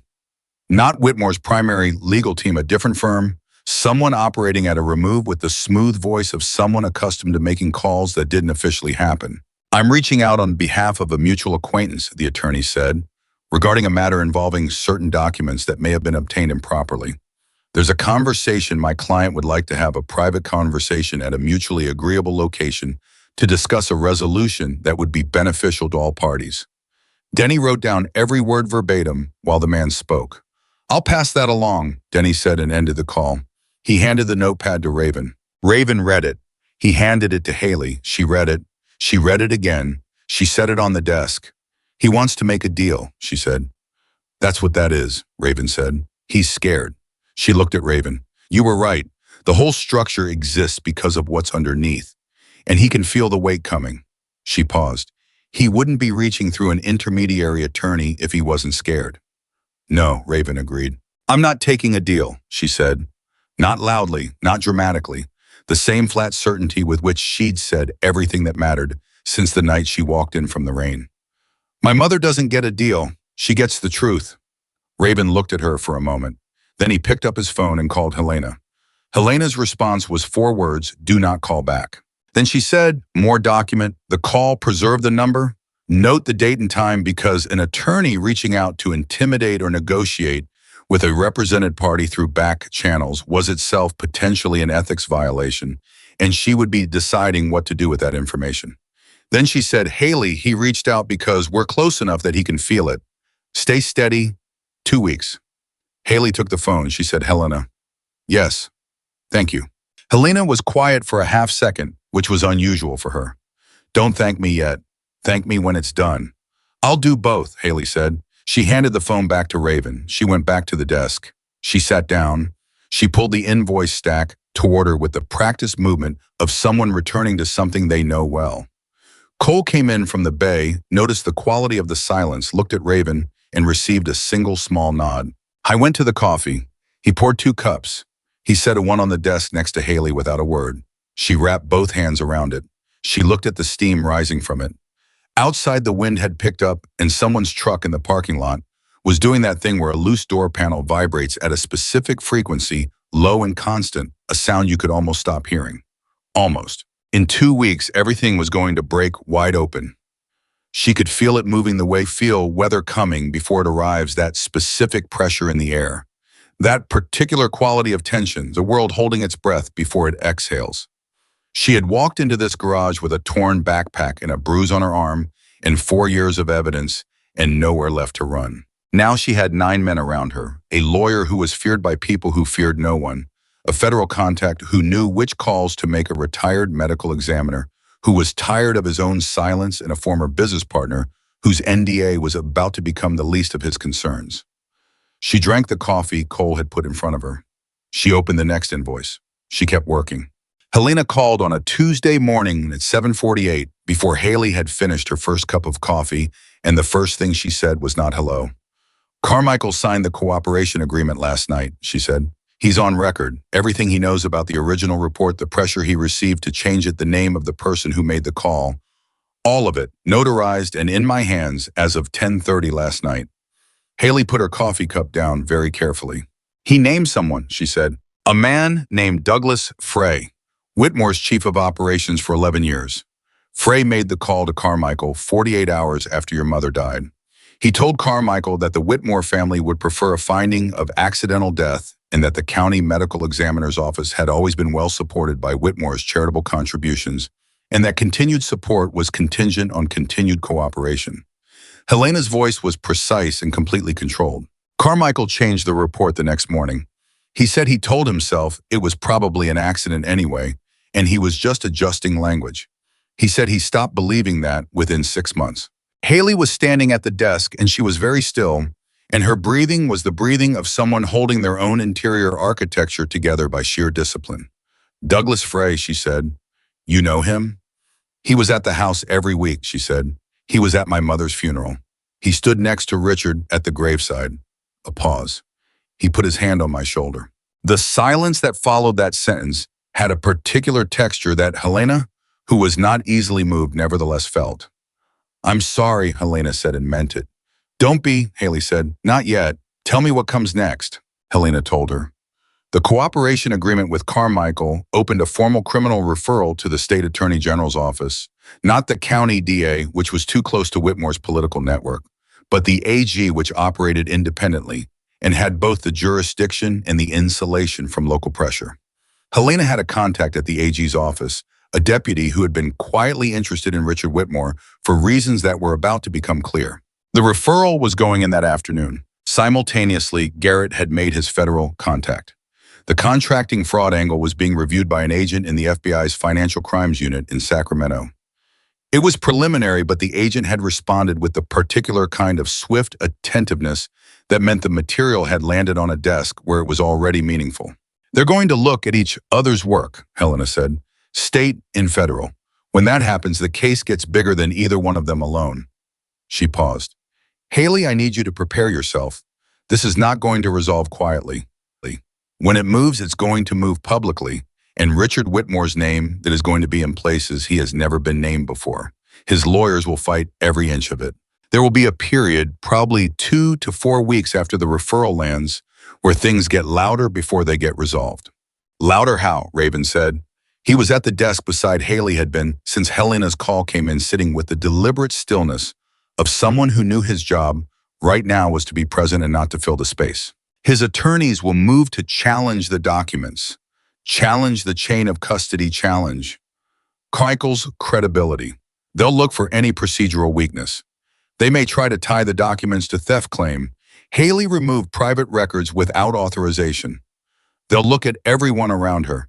Helena's voice was measured. They will look at your garage, Raven. They will look at the club's history. They will try to frame this as an extortion attempt by a criminal organization. The room was very quiet. Raven didn't move. And I've already prepared for that. The documents were not stolen. Haley assembled them from public records, from sources who volunteered information, and from materials that belonged to her as a member of the household. There is no theft case. The criminal organization framing will fail the moment they see the actual legal record of what you are and what this club has done or not done in Red Valley. Helena paused. But it will be loud. And I need to know that everyone in that garage understands that and is prepared for it. Raven looked around the room. Cole at the bench, Denny by the door, Priest in his chair, Mac and Holloway standing near the bay entrance, the others behind them. We're prepared, Raven said. Nobody argued with him. Haley had been looking at the desk during this. Now she looked up. She looked at all of them in the same sweep, the same way she'd looked at them that first night when she'd stepped in from the rain. Same calculation in her eyes, but different variables now. You understand what they'll say about this place, she said. About all of you. Yes, Cole said simply. They'll print it. It'll be in the news. Probably, Denny said with a shrug that was not dismissive, but was genuinely unconcerned. It could affect business. It could affect Haley. Mac's voice, the most deliberate voice in the room. She stopped. He looked at her with a direct, unbothered assessment she'd first seen in the chapter meeting, and that she'd come to understand was not coldness, but rather the absence of performance. Mac did not pretend things were easier than they were, but he also did not pretend they were harder. You walked in here 6 weeks ago with a bruise on your arm and a drive full of evidence against a man who killed your mother. We said we'd stand beside you. We didn't put conditions on it. He paused. Don't insult us by offering us an exit now. Haley looked at him for a long moment. Okay, she said quietly. Okay, Max said and went back to his coffee. The first move came from Whitmore's side 3 days after the AG referral landed. It came not in the form of legal action, but in the form of a story, a piece in a regional news blog, the kind of outlet that described itself as independent media and operated with the credibility of something between a legitimate publication and a rumor engine. The story was about the Red Valley Hells Angels chapter. It focused on the club's history, on incidents from years earlier that had been resolved or dismissed, on the general atmospherics of what it meant for a young, vulnerable woman to be living in a motorcycle club's garage. It didn't name Haley directly. It didn't have to. Raven read the story on his phone, standing in the middle of the garage floor. He read it twice. He put the phone in his pocket. He looked at Cole. They move faster than Helena thought, Cole said. Yes. This is the frame. Criminal organization exploiting vulnerable girl. They're trying to set the narrative before the AG can set it. Yes, Raven said again. Do we respond, Sithan? Helena. Raven was already dialing. Oh, Helena had already seen the story. She had in fact been waiting for Raven's call with her response prepared. She'd anticipated this specific tactic. She called it the preemptive narrative, and she explained it quickly. Whitmore's team couldn't stop the AG referral, couldn't make the documents disappear, couldn't silence Carmichael now that he was on record. What they could do was contaminate the court of public opinion early enough to create the impression that whatever came from the investigation was tainted by association. Don't respond publicly, she said. Not yet. Anything we say right now gives the story oxygen and creates a he said, she said dynamic that dilutes Haley's credibility before the formal process can establish it. Her voice was steady. I know it's uncomfortable to sit with something like this in silence. But the answer to a bad story is not a statement. It's what comes out of the AG's office when they have had time to work. Raven relayed this to the room. The room received it with varying degrees of comfort but uniform acceptance. Haley received it the hardest. Not because of what the story said about the club. She understood the tactic, understood the logic of Helena's advice. But the story and the careful circumlocutions of its language implied that she was a girl who had been manipulated, who was being used, who perhaps did not have full agency in what was happening around her. That specific implication made something in her chest tighten, in a way that the photograph in the mail hadn't, that Webb's visits hadn't, that any of the direct threats hadn't. They're trying to make me small, she said to Cole. She said it quietly at the workbench, working through a brake line replacement with the focused precision of someone channeling something into useful motion. Cole looked up. Yeah, they think if they make me look like a victim who got taken in by a motorcycle gang, nobody will take the evidence seriously. They'll be looking at the messengers and not the message. That's the plan, Cole said. It won't work. How do you know? Because the evidence is real, Cole said, and because Carmichael is real, and because Helena knows exactly what she's doing. He looked at her directly. And because you are not small, you have never been small. The first thing you did when you walked in here was read our operational failures through a window in the rain. Nobody who is small does that. Haley was quiet for a moment, hands still working. My mother used to say that what other people say about you is their problem, she said. She meant it for small things. Gossip, social stuff. She paused. I don't think she ever imagined it applying to something like this. Probably not, Cole said, but she wasn't wrong. Haley finished the brake line. She checked it twice. She moved to the next job.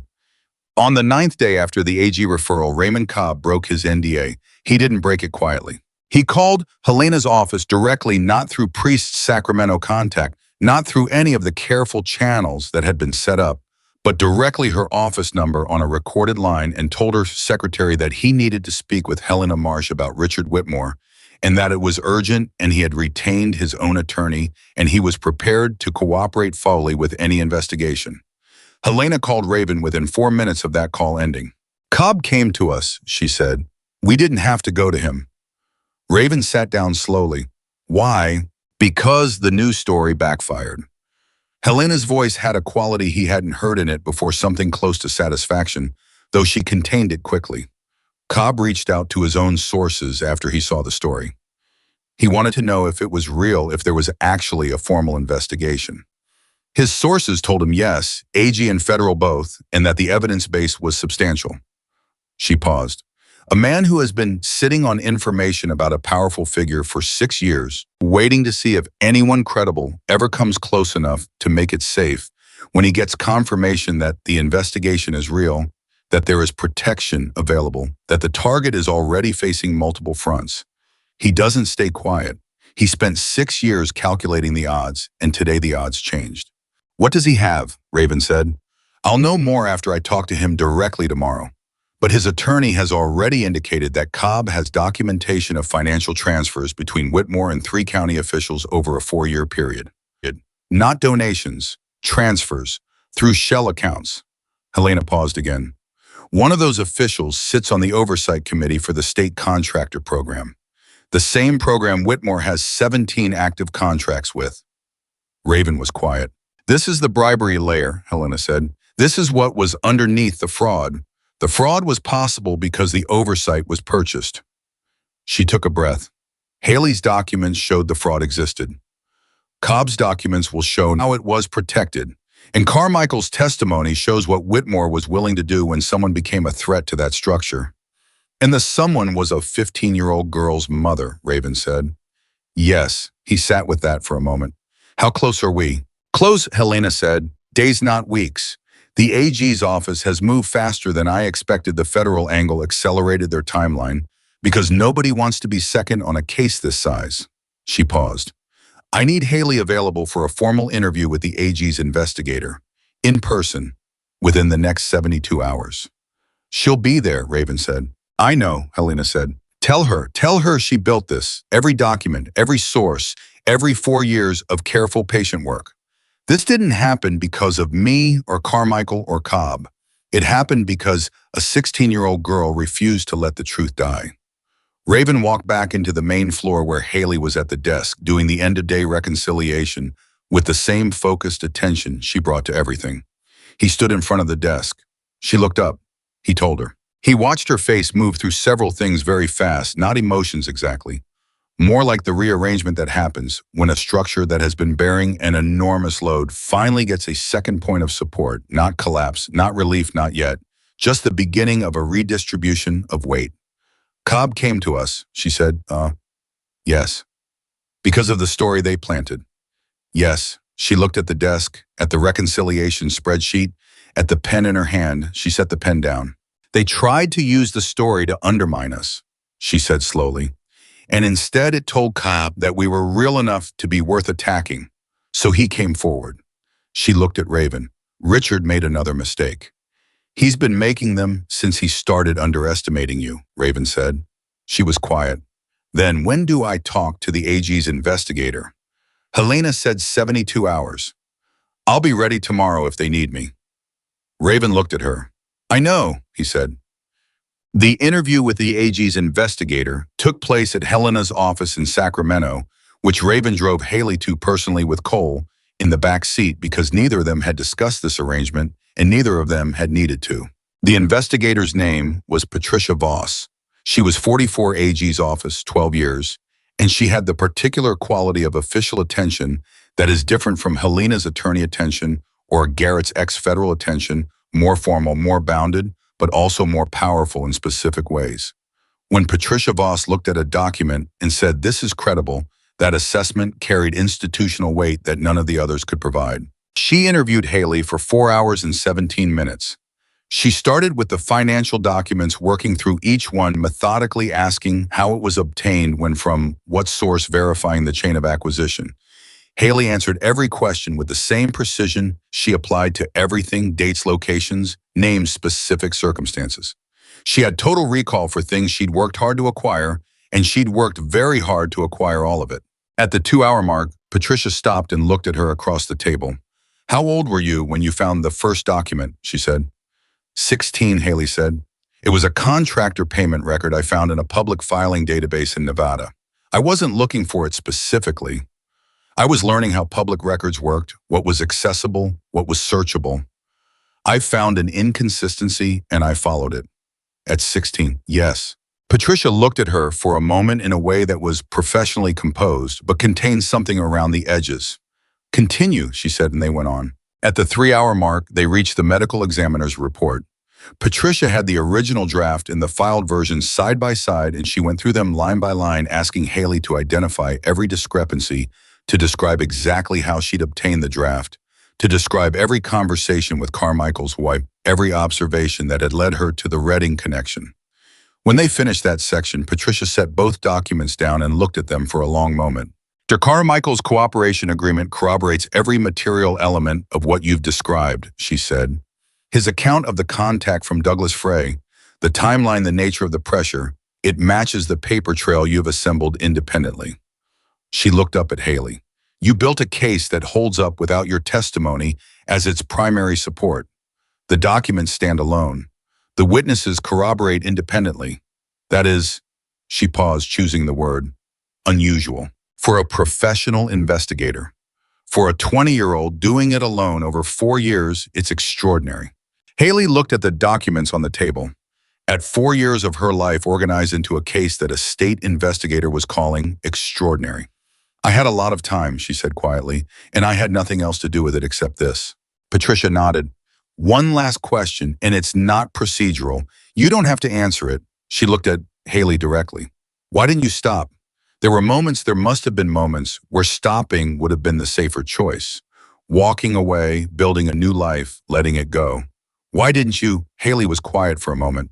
Helena, sitting beside her, did not move. Because my mother's name is on a headstone that says the wrong thing, Haley said. And because the man who put the wrong thing on it went home afterward and had dinner and went to sleep. She paused. I couldn't stop because every time I thought about stopping, I thought about her believing that people were fundamentally decent. She believed that until the end. She wasn't wrong about everything. She was just wrong about him. She looked at Patricia. I wanted to be right about her being right, about people being decent. The only way to do that was to find the people who were decent and get them to help me prove what happened. Patricia looked at her for a long moment. Then she picked up her pen and wrote something in her notes, and she did not show anyone what it was. They were back in Red Valley by 9 that night. Haley went directly to the desk in the back office and sat down not to work, just to sit because the desk had become the place where she processed things, and this was the largest thing she'd had to process in a very long time. Cole made coffee.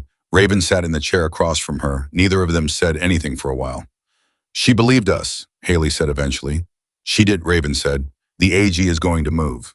Helena thinks within a week, possibly less. Haley looked at the wall. At the whiteboard where the schedule was written, the callback list updated the system she'd built, running exactly the way she'd designed it. When it goes public, she said, it's going to be everywhere. His name, my name, this place. Yes, Raven said. Are you ready for that? Raven looked at her with the look he'd given her that first morning when she'd handed him the list of 12 questions. The look that said he was taking her seriously in the fullest sense. The question is whether you are, he said. She thought about her mother, about a woman who had believed in people and paid the highest possible price for it, and still managed somehow to pass that belief on to a daughter who had spent 4 years testing it against every hard surface available and found that it held. She thought about 9 men who had closed ranks around her without conditions. A lawyer who went to Reading and came back with a witness. A retired federal agent who knew which calls to make. A former business partner who watched a news story and finally decided the odds had changed. A medical examiner who'd been waiting for someone to ask him the right questions for 5 years. She thought about Cole showing her the float chamber. Priest's voice saying she reminded him of his youngest. Max saying, don't insult us by offering us an exit. Yes, she said, I'm ready. Outside, the night had settled fully over Red Valley, and somewhere across the state in an office building in Sacramento, Patricia Voss was writing a report that was going to begin the last chapter of something that had started 5 years ago in a house where a woman fell and the truth fell with her. Inside, the desk lamp was on the coffee was hot, and Haley Whitmore, whose name had been Monroe for 4 years because she'd needed it to be, and who was almost done needing it to be anything other than her own, sat in the place she had found by accident and recognized as home, and waited for the world to catch up to the truth she'd been carrying alone for so long. It was almost time to put it down. Not yet, but almost. The call from Helena came 5 days after Patricia Voss filed her report. It came at 6:14 in the morning, before the garage opened, before coffee, before anything, and the fact that Helena was calling at 6:14 in the morning told Raven everything he needed to know about what the call contained before she said a single word. He picked up on the second ring. It's moving, Helena said. Today, the AG's office is executing search warrants on Whitmore's primary business offices in Sacramento and his residential property in Claremont. Simultaneously, the FBI field office is executing their own warrants on the contractor accounts. It's coordinated. They timed it together, so there's no window for document destruction between the state action and the federal. A breath. Douglas Frey was picked up at his home an hour ago. He's in federal custody. Raven was already standing, already moving toward the back room. Whitmore, he said. Not yet. His attorneys are in contact with the AG's office. There's a negotiation happening about the terms of his appearance, voluntary surrender versus formal arrest. His lawyers are trying to control the optics. Helena's voice was precise, clipped, moving fast. My expectation is that he'll surrender voluntarily before noon to avoid the arrest footage. It doesn't change what happens after that, but it's the last piece of control he has, and he'll use it. And Haley, Raven said, she needs to know what's happening before she sees it on the news. That's why I'm calling you first. A pause. Tell her it's real. Tell her it's actually happening. Tell her that everything she built is the reason this is happening today, and not never. Raven knocked on the back room door, one knock firm, the specific knock she'd learned to recognize as his over the weeks. She was already awake. She opened the door in the 12 seconds. She looked at his face and she knew. Today, she said. Right now, he said. Come here. Helena's on the phone. She sat at the desk and held the phone with both hands and listened to Helena explain what was happening in the same order. Helena had explained it to Raven, and she didn't interrupt once. She sat completely still, except for her hands, which tightened around the phone incrementally as the information arrived. When Helena finished, Haley said, Frey is in custody. Yes, and the warrants are executing right now, as we speak. So his lawyers know they can't stop it, Haley said. That's why they're negotiating terms of appearance. They know the evidence is there and they're trying to save whatever face is left. Correct, Helena said. What happens if he tries to run? He won't. Men like Richard Whitmore don't run. Running is an admission of guilt and it closes every remaining door. He'll surrender, he'll make a statement through his attorneys. He'll portray himself as a cooperative businessman who is confident the process will vindicate him. Helena paused. He will not be vindicated, but that will be his position for as long as his attorneys can sustain it. How long, Haley said. Depends on what they find in the search. If it confirms what we have, and it will, his legal position deteriorates very quickly. Frey already has every incentive to cooperate fully, which means Whitmore loses his most important layer of insulation. Another pause. The next 4 weeks will be difficult. There will be legal maneuvering. There will be more press. There will be moments where it looks like things are stalling when they're actually just moving through procedure. You need to be prepared for that. I've been preparing for 5 years, Haley said.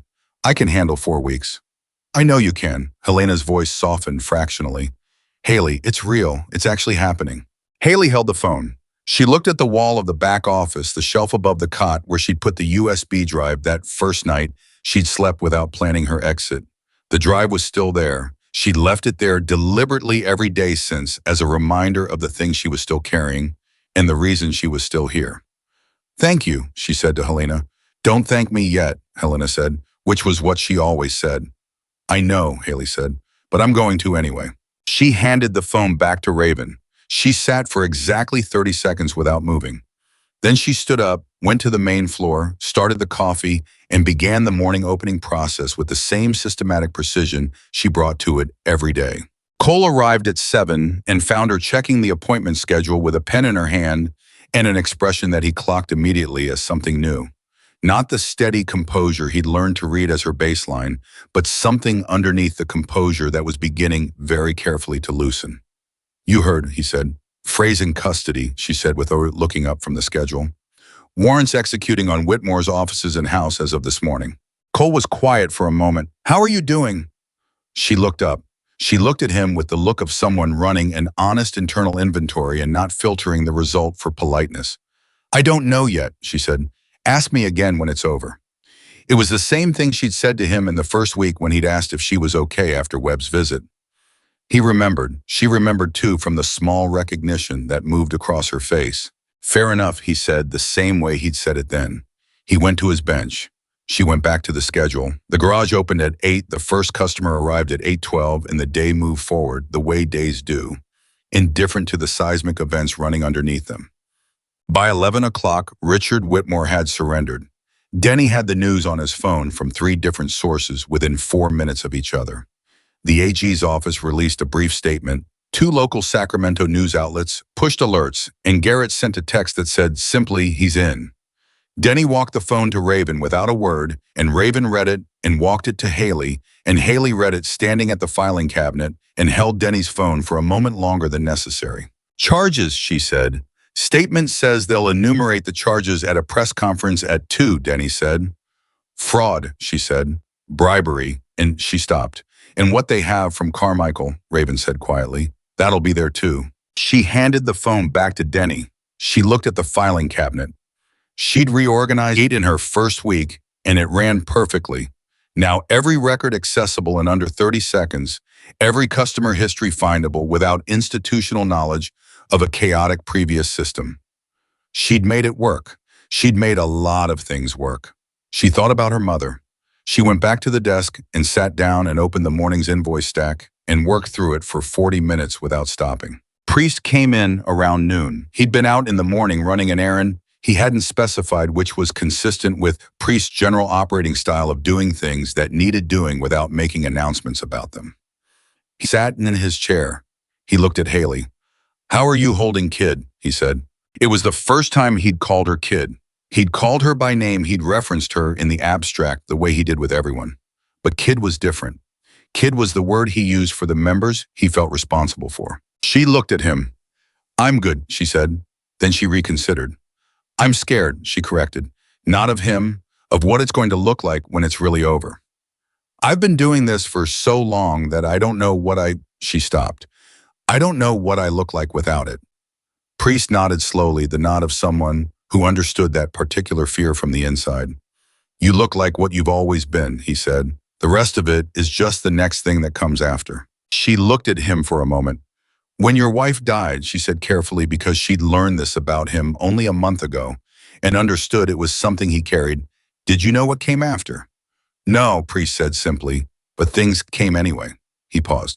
"They always do." The 2 o'clock press conference came and the charges were enumerated, and they were more than Haley had known to hope for: fraud across 17 state contracts, bribery of 3 public officials, conspiracy to obstruct justice, and last on the list, stated in the careful language of a formal charging document, conspiracy to conceal a suspicious death. Not murder, not yet. But the door to that word was open, and everyone who heard the list knew it. Denny read the full statement out loud to the garage because it felt like the right thing to do. 8 men and 1 woman listened. When he finished, the silence lasted about 5 seconds. Then Max said, "Conspiracy to conceal a suspicious death." He said it the way you repeat a phrase when you need to hear it in your own voice to confirm it's real. "Yes," Haley said. "They'll push for more," Cole said, as Frey cooperates. "That's what Helena expects," Haley said. Holloway, who had said approximately 14 words to Haley in 6 weeks of daily proximity, looked across the garage at her and said, "Your mother would know what that cost you." The sentence landed in the room and stayed there. Haley looked at Holloway. She held his gaze for a moment. She said yes, she would. And she went back to work because it was what she knew how to do, and because the afternoon invoices didn't care that the world had just shifted on its axis. The next 11 days moved the way Helena had said they would: loud, procedural, and maddening, in the specific way of large legal processes that look from the outside like stalling, but are actually the machinery grinding through its necessary stages. Whitmore's attorneys filed 3 motions challenging the warrant execution. All 3 were denied within 48 hours. They filed a 4th challenging the admissibility of Carmichael's cooperation agreement on the grounds that he'd been improperly pressured. Helena filed a response so thorough and so well documented that the motion was dismissed in a single morning session.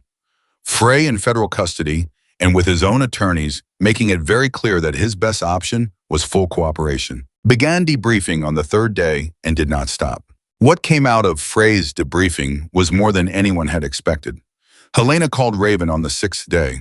Her voice had a quality he'd never heard in it, not excitement exactly, more like the specific intensity of a person who has been proven right about something important and is working hard not to let the satisfaction become complacency. "Frey kept records," she said. Raven went still. "What kind of records?" "The kind that a man keeps when he spends 11 years doing things that could destroy him, and he wants insurance. A private server encrypted separate from all of Whitmore's business systems. Audio recordings of conversations. Copies of instructions given verbally. Emails sent through personal accounts." She paused. "Including recordings of 2 conversations between Whitmore and Frey in the 72 hours following the death of Claire Whitmore." Claire. It was the first time Raven had heard her mother's name. "Helena," he said. "I know," she said. "The recordings are not admissible in their raw form.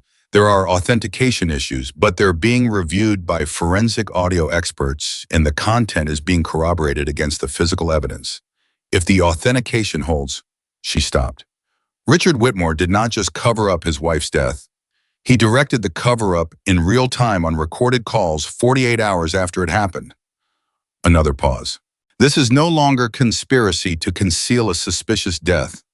The AG's office is preparing an amended charging document.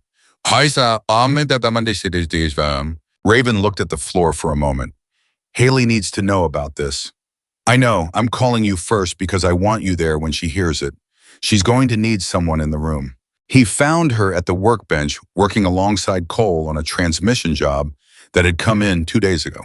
She was deep in the work, the particular absorbed focus of someone who had learned to use physical tasks as a way of managing the internal weather. Cole was talking her through a torque sequence, and she was listening and responding with the easy competence of someone who had in 6 weeks moved from reading the manual to teaching herself the practice. Raven said her name, just her name. She looked up. She read him in 2 seconds. She set down her tool and walked with him to the back office and stood across the desk and listened while he relayed what Helena had told him word for word in the order it had been told. She didn't sit down. She stood through all of it, very still, hands at her sides. When he finished, she said, he recorded himself directing it. Frey recorded him. Frey kept the recordings as insurance. And now Frey is using them to protect himself. She absorbed this. The man who helped my stepfather cover up my mother's death kept recordings of those conversations for 11 years and is now using them to make sure he goes to prison for less time than my stepfather. She said it without any particular inflection. Just the fact of it. This is how it works. It's how it works, Raven said, and it's going to work for her, for your mother. She looked at the shelf above the cot, at the USB drive. What's the amended charge going to be, she said. Helena didn't say exactly.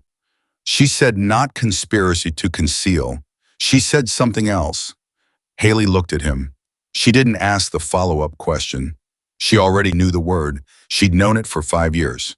She'd built a 4-year case around what she'd been unable to prove directly and what was now being proved by the very man who had helped it happen. She knew the word. Okay, she said. Haley, I'm okay, she said. I'm okay, she breathed. I'm going to be okay. She stood there for another moment. Then something moved across her face, a wave of something she didn't try to stop or control, just let move through her and pass the way you let weather move through when you finally stop trying to outrun it. She walked out of the back office and into the main floor, and she stopped in the middle of the garage, and Cole looked at her from the bench, and Denny looked at her from the desk, and Priest looked at her from his chair. And all of them understood in the collective nonverbal way of people who have been paying close attention that something had broken open. She looked at all of them. Frey recorded him, she said. They're amending the charges. Nobody spoke for a moment. Then Cole set down his tool and crossed the floor and put his arms around her, and she let him, and she put her forehead on his shoulder, and she cried not gently, not quietly, but the way a person cries when they've been holding something back for 5 years and the wall finally comes down all at once. Deep rag, the kind of crying that sounds like it hurts because it does. Cole held on. He didn't say anything. He didn't tell her it was okay or that she was brave or any of the things people say when they don't know what else to do. He just held on the way you hold a thing that matters. Priest looked away at the wall. Denny found something to look at on his desk. Mac and Holloway turned back to what they'd been doing with the quiet dignity of people giving someone the privacy of not being watched. Raven stood in the doorway of the back office and watched the girl who had walked into his garage 6 weeks ago with a torn backpack and a bruise and 4 years of evidence and nowhere left to go. And he thought about all the ways the world failed the people it was supposed to protect, and all the rare, specific, unlikely ways it sometimes corrected itself. And he thought that this was one of those ways, and that it had happened because she had refused to let it not happen. She cried for 4 minutes. Then she straightened up. She stepped back from Cole. She wiped her face with the back of her hand, the same practical, unsentimental motion she applied to everything. Sorry, she said. Don't, Cole said. She looked at him. He looked at her. Right, she said. She went back to the transmission job. No. The amended charges came down on a Thursday. The word was murder, 2nd degree initially with the AG's office, indicating that the investigation was ongoing and that additional charges were not being ruled out. The press release was 4 paragraphs long and contained Richard Whitmore's name 11 times and Claire Whitmore's name once in the sentence that described her as the victim of the alleged crime. Once. Haley read it on Denny's phone and handed it back without a word, and walked to the bathroom and shut the door and was in there for 7 minutes. When she came out, her eyes were red and her jaw was set, and she went directly to the desk and pulled up the supplier accounts and started working on an overdue negotiation she'd been putting off all week. Nobody commented on the 7 minutes. Garrett called that afternoon. His voice had the flat satisfaction of a man who had made the right calls and watched them deliver. "The federal case is formally open," he said. "Financial Crimes Unit full investigation, 17 contracts, 3 officials, the bribery structure, all of it. He's looking at federal time on top of state." He paused. "You did good, kid." Raven relayed this to Haley. She said, "Garrett called me kid." "He did." Priest calls me kid." "He does." She looked at the supplier account she'd been working on. "I have to call this supplier. They've been shorting the orders for 2 months, and it's time to have the conversation." "Do it," Raven said. She picked up the phone and called the supplier and had the conversation calm and specific and entirely without aggression, citing exact dates and exact shortages and exact dollar amounts. And at the end of 12 minutes, the supplier had agreed to a revised arrangement and a credit on the next 3 orders. She put the phone down. "Done," she said.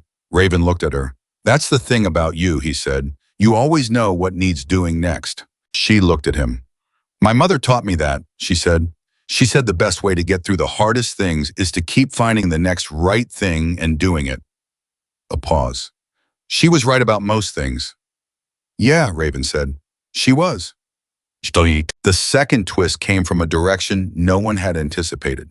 3 weeks after the amended charges, a woman named Sandra Kerr walked into Helena's office without an appointment. Sandra Kerr was 57, had worked as Richard Whitmore's personal household manager for 9 years, and had resigned 6 months after Claire Whitmore's death for reasons she'd described to no one at the time. She'd seen the news coverage. She'd read the charging documents when they became public. And she'd spent 3 weeks deciding whether to go to Helena's office or go home and stay quiet. She chose Helena's office. Helena called Raven at 4 in the afternoon. "She was in the house," Helena said, "the night Claire died. She was there. She saw things she didn't report because she didn't believe she'd be believed, and she's been carrying it since." Her voice was controlled, but underneath the control there was something different. She described a pattern of incidents in the months before Claire's death. Escalating, she tried to talk to Claire about it twice. Claire told her she had it handled. Helena stopped. She didn't have it handled. Raven looked at the ceiling for a moment. "Does Haley know about Sandra?" he said. "She mentioned a housekeeper in one of our early conversations. She didn't know her well. She was 16 when she left the staff, weren't her primary contacts. But she remembered her." Raven brought Haley into the office and put the call on speaker and let Helena explain it directly. Haley sat across the desk and listened with the particular stillness she reserved for the most important information. When Helena finished, Haley said Sandra stayed. She did, 9 years. She stayed because she cared about the house, about the family. Haley paused. "About my mother, maybe." "That's my read of her," Helena said. "She's scared to testify," Haley said. It wasn't a question. "Yes, but she came to my office anyway." Haley was quiet for a moment. Then, "Can I talk to her?" The silence from Helena's end lasted 3 seconds. "That's not standard procedure." "I know." The defense could argue. "I know that too," Haley said. "But she came because of the news coverage. She came because she saw the case was real. She's not scared of Whitmore's lawyers. She's scared that nobody will believe her the same way she was scared then." She looked at Raven. "The only person who can tell her that what she saw matters is me, because I was there too." Helena was quiet for another 3 seconds. "I'll arrange it," she said. The meeting with Sandra Kerr happened the following Monday in Helena's conference room. Haley went alone, not because anyone thought she should, but because she asked to, and because after 6 weeks of watching her move through the world, everyone in the garage had learned that Haley's judgment about what she needed in a given moment was generally worth trusting. She was in the conference room with Sandra for 45 minutes. She came back to the car where Raven was waiting and got in and sat for a moment. "How was she?" Raven said. "Carrying a lot," Haley said. "She's been carrying it alone. She thought if she spoke up, it would just disappear and she'd be the person who said something and nothing happened." She looked at the windshield. "I told her it wasn't going to disappear this time." "What did she say?" "She said she'd testify." Haley paused. She said my mother was the kindest person she'd ever worked for.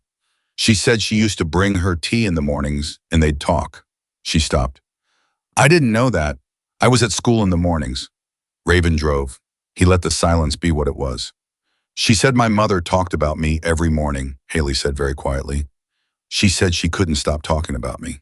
The car moved through the streets of Sacramento toward the freeway that would take them back to Red Valley, and the late afternoon light was doing what it does in California at that hour, going golden and heavy, and Haley sat in the passenger seat with her hands in her lap and her eyes forward and let herself exist in a world that was for the first time in 5 years actively moving toward something instead of away from it. Raven drove. Neither of them spoke again until they hit the freeway. Then Haley said, I need to call Helena about the amended timeline. She said she'd call you tonight. Right. A pause. Raven. Yeah. Thank you for not turning me away that first night. He kept his eyes on the road. You didn't give me much choice, he said. Somebody stands in a rainstorm for 20 minutes reading your operations through a window before they knock you take them seriously. She almost smiled. He didn't see it, but he felt it. Go home, he said. We've got work in the morning. She looked out the window at the freeway lights coming on as the day gave way. Yeah, she said. We do. The trial date was set on a Wednesday morning, and Helena called before Haley had unlocked the front door of the garage. 6 months from now, state criminal case first federal to follow. Richard Whitmore's legal team had filed 11 motions in the preceding 8 weeks and lost 9 of them. The remaining 2 were procedural delays that Helena had already anticipated and built her timeline around. Douglas Frey had completed his cooperation debriefing, and his testimony was locked and notarized and sitting in a secure file in the AG's office. Sandra Kerr had met with Patricia Voss twice, and both sessions had gone exactly the way Helena expected, thorough, corroborated, devastating to the defense's core narrative. Dr. Henry Carmichael had his travel arrangements to Sacramento confirmed for 3 separate deposition sessions, and the forensic audio team had authenticated 73% of Frey's recordings, with the remaining 27% still under review. The case was not just strong, it was, in Helena's words, layered in a way that made it very difficult to attack any single piece without the other pieces remaining intact. Haley listened to all of this standing at the front door of the garage with her keys in her hand and the early morning quiet of Red Valley around her.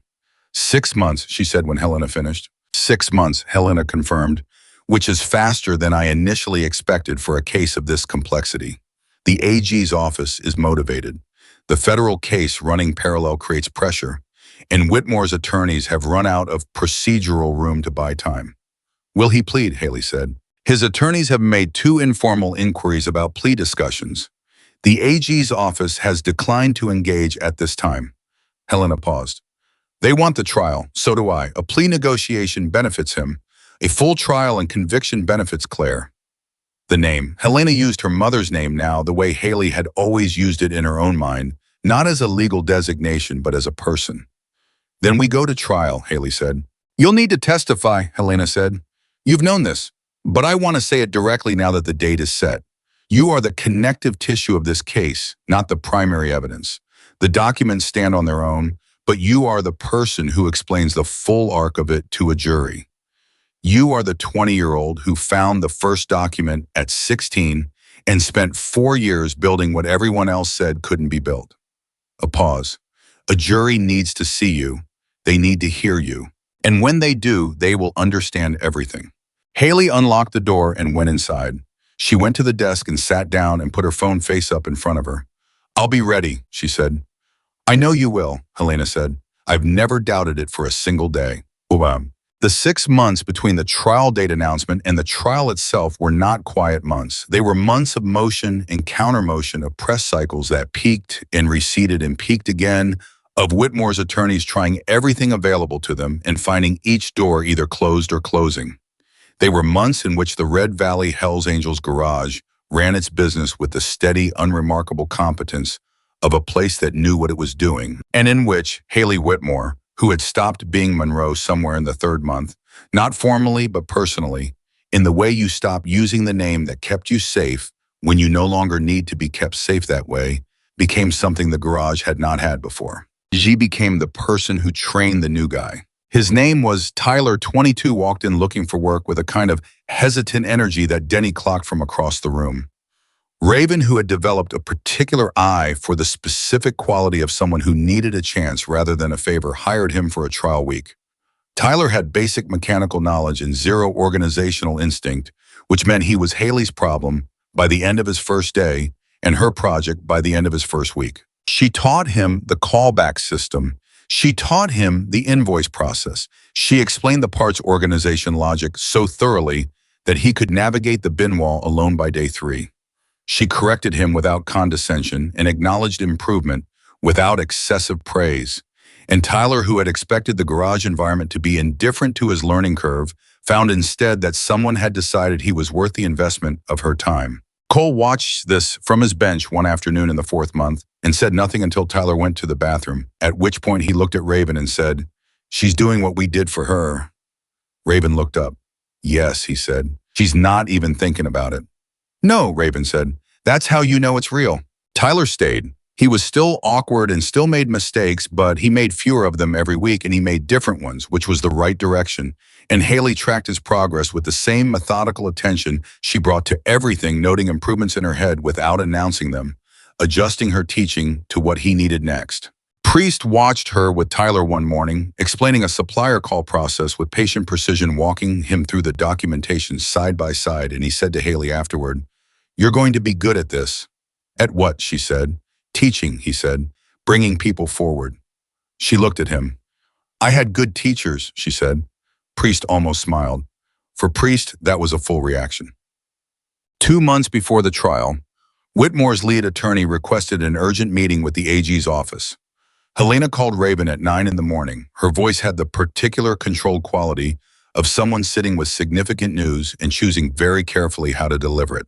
"I wants to plead," she said. "Not negotiate, plead. Full guilty plea to the criminal charges, all of them, including the murder charge, which the AG upgraded to first degree last month when the audio authentication completed." Raven sat down. "The federal case continues regardless," Helena said. "A state plea doesn't touch the federal charges." His attorneys know that. They're trying to control what can still be controlled. "Why now?" Raven said. "After 11 months of fighting everything." "The last authentication report came in 3 days ago," Helena said. "The forensic audio team certified 100% of phrase recordings, every conversation, including the 2 from the 72 hours after Claire died." She paused. When a jury hears a man instruct his chief of operations to make a medical examiner's report disappear in his own voice on authenticated recordings, the outcome of that trial is not in doubt. His attorneys know it. He knows it. Another pause. He ran out of road. What does a plea mean for the sentence? First-degree murder, plus fraud, plus bribery, plus obstruction. His attorneys will argue for the lower end of the sentencing range. The AG's office will argue for the upper end. A judge decides. Helena was quiet for a moment. 25 to life is realistic, possibly more given the public officials involved in the bribery and the sustained nature of the fraud. Raven processed this. "Haley," he said. "I need to tell her," Helena said. "I wanted to tell you first so you could be there when she hears it." A beat. "This is what she's been working toward for 5 years. A plea means there's no trial testimony. She won't have to sit in a courtroom across from him. But it also means," Helena paused again, and this was not her lawyer pause, but something more personal. "It means it's over, and over is its own kind of thing to navigate." Raven found Haley at the workbench.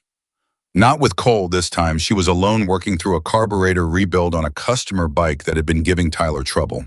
She had the kind of focus on her that meant she'd been in it for a while, the particular absorption of someone who finds genuine satisfaction in a problem with a solvable answer. "Helena needs to talk to you," Raven said. She looked up, read him, set down the tool. He handed her the phone and stood beside her while she listened. She stood very still through all of it, the plea, the charges, the authentication, the 25 to life. When Helena finished, Haley said, "He's not going to trial." "No," Helena said, "I'm not going to testify." "No, you don't have to." A silence. "Is that—" Haley stopped, started again. "Is that hard for you to hear?" Helena asked carefully. Another silence longer. "I wanted to sit across from him," Haley said. I wanted to say it all in a room where he had to hear it. She paused. But my mother doesn't need me to do that. She needs him to be held accountable, and the plea does that. She breathed out. So no, it's not hard to hear. It's just different than I imagined. It usually is, Helena said. But Haley, he pleaded guilty to murdering your mother. In a legal document that will be public record forever. He said guilty, in writing, in front of a judge. Her voice was the steadiest Haley had ever heard it. That's the truth on the record. That's what you built. Haley held the phone. Say that again, she said quietly. He said guilty, Helena said. Your mother's name is in that document with the word murdered next to it, and his name is there with the word guilty. And that is the permanent legal public irrevocable truth of what happened to her. Haley closed her eyes. She was quiet for 20 seconds. Nobody in the garage moved. Okay, she finally said. Her voice was different, not broken fuller, like a thing that had been compressed for 5 years had finally been given the space it actually needed. Okay? It's done, Helena said. Not the sentencing that takes another month. But the truth is done. That part is over. Haley handed the phone back to Raven. She turned back to the workbench. She stood in front of the carburetor rebuild with her hands at her sides for a moment, just standing, just being in the space. Then Cole was there, not saying anything, just standing beside her, the way he'd been standing beside her in various forms for 11 months now. And Denny was at his desk, looking at nothing in particular, and Priest was in his chair with his eyes closed in the way he had that meant he was fully present and deeply still. And Tyler was across the garage trying to look like he wasn't paying attention and failing completely. And Mac and Holloway were in the bay, talking about something that had nothing to do with anything. And the garage smelled like oil and coffee, and the specific worn metal smell of a place that had been working for decades and intended to keep working. Raven put his hand briefly on Haley's shoulder. One touch. Then he took it away. Go ahead and finish the carburetor, he said. Customer needs it Tuesday. She looked at him. Something in her eyes was wet, but her jaw was set and her hands were already reaching for the tool. Tuesday's fine, she said, and she went back to work. The sentencing was on a Thursday in February. Haley went with Helena and Raven because Helena had told her she had the right to deliver a victim impact statement, and Haley had said yes without hesitation. She had been writing it for 3 weeks, not continuously, but in sessions, sitting at the desk in the back office in the early morning, before anyone else arrived working on it, the way she worked on everything systematically, precisely returning to it and revising it until it said exactly what she needed it to say. She read it to Raven the night before the sentencing. He sat across the desk and listened without interrupting. It took 9 minutes. When she finished, he was quiet for a moment. Your mother would know exactly what it cost you to write that, he said, and she'd know exactly what it cost you to be willing to say it out loud. Priest told me that too, Haley said. Sort of. Priest is smart, Raven said. So are you, she said. He almost said something and then didn't, which was its own kind of answer. The courtroom was full. She had not expected that she had prepared herself for the legal reality of the room, for the judge and the attorneys and Whitmore at the defense table, but she had not prepared herself for the rows of people who had come to watch, reporters, victims advocates, several of the county officials whose cooperation with Whitmore's bribery scheme had come to light during the federal investigation, not there voluntarily subpoenaed for the proceeding. People she didn't recognize whose presence meant they had reasons of their own to be there. And in the second row, wearing a dark coat, sitting with her hands folded in her lap, Sandra Kerr. Haley saw her and stopped moving for just a moment. Sandra looked at her. She nodded once, a small, firm nod that said everything it needed to say without requiring a word. Haley nodded back. She sat beside Helena at the table designated for the prosecution's witnesses, and she kept her eyes forward, and she waited. Richard Whitmore came in with his attorneys, and Haley looked at him. She had been thinking about this moment for 5 years. What it would feel like to see him in a room where the terms were finally honest, where he was not the powerful man with the public reputation and the political connections and the controlled narrative, but a man facing the consequences of what he'd actually done. She had imagined she might feel rage. She had imagined she might feel fear, the old automated fear of someone conditioned to be afraid of a specific person. She had imagined she might feel nothing, a protective numbness. What she felt was something else. She felt clear. Completely, almost painfully clear, the way air feels after a long rain. She looked at him and she saw not the figure her childhood had made enormous, but a man in a suit who had spent 11 months fighting a case he just admitted he deserved to lose, who was about to hear a sentence that would define the rest of his life, who had chosen every single thing that had led him to this chair in this room. He did not look at her. She noticed that. She filed it away. It told her something about him that 5 years of preparation had not quite articulated, that he was not capable of looking at the thing he'd done. He could scheme and obstruct and direct cover-ups and send men to find her in the rain, but he could not look at her. In this room on this day when there was nothing left to hide behind, he could not bring himself to look at the 21-year-old woman across the courtroom who had dismantled everything he'd built to protect a lie. That more than the sentence was the truth of him. When the judge called for the victim impact statement, Haley stood. She walked to the podium. She looked at her written statement once. Then she looked up. She spoke for 9 minutes and 14 seconds. She spoke about her mother. Not about the case, not about the evidence, not about the legal machinations of the past 11 months. She spoke about a woman who made tea in the morning and talked to her housekeeper about her daughter. A woman who believed people were fundamentally decent and passed that belief on as a gift that her daughter had been testing against the hardest possible surfaces for 5 years. A woman whose name appeared once in the charging documents and whose name would appear in every document of record from this day forward. She spoke about what it meant to carry someone's truth alone when you're 16 and have nowhere to go and no one to believe you.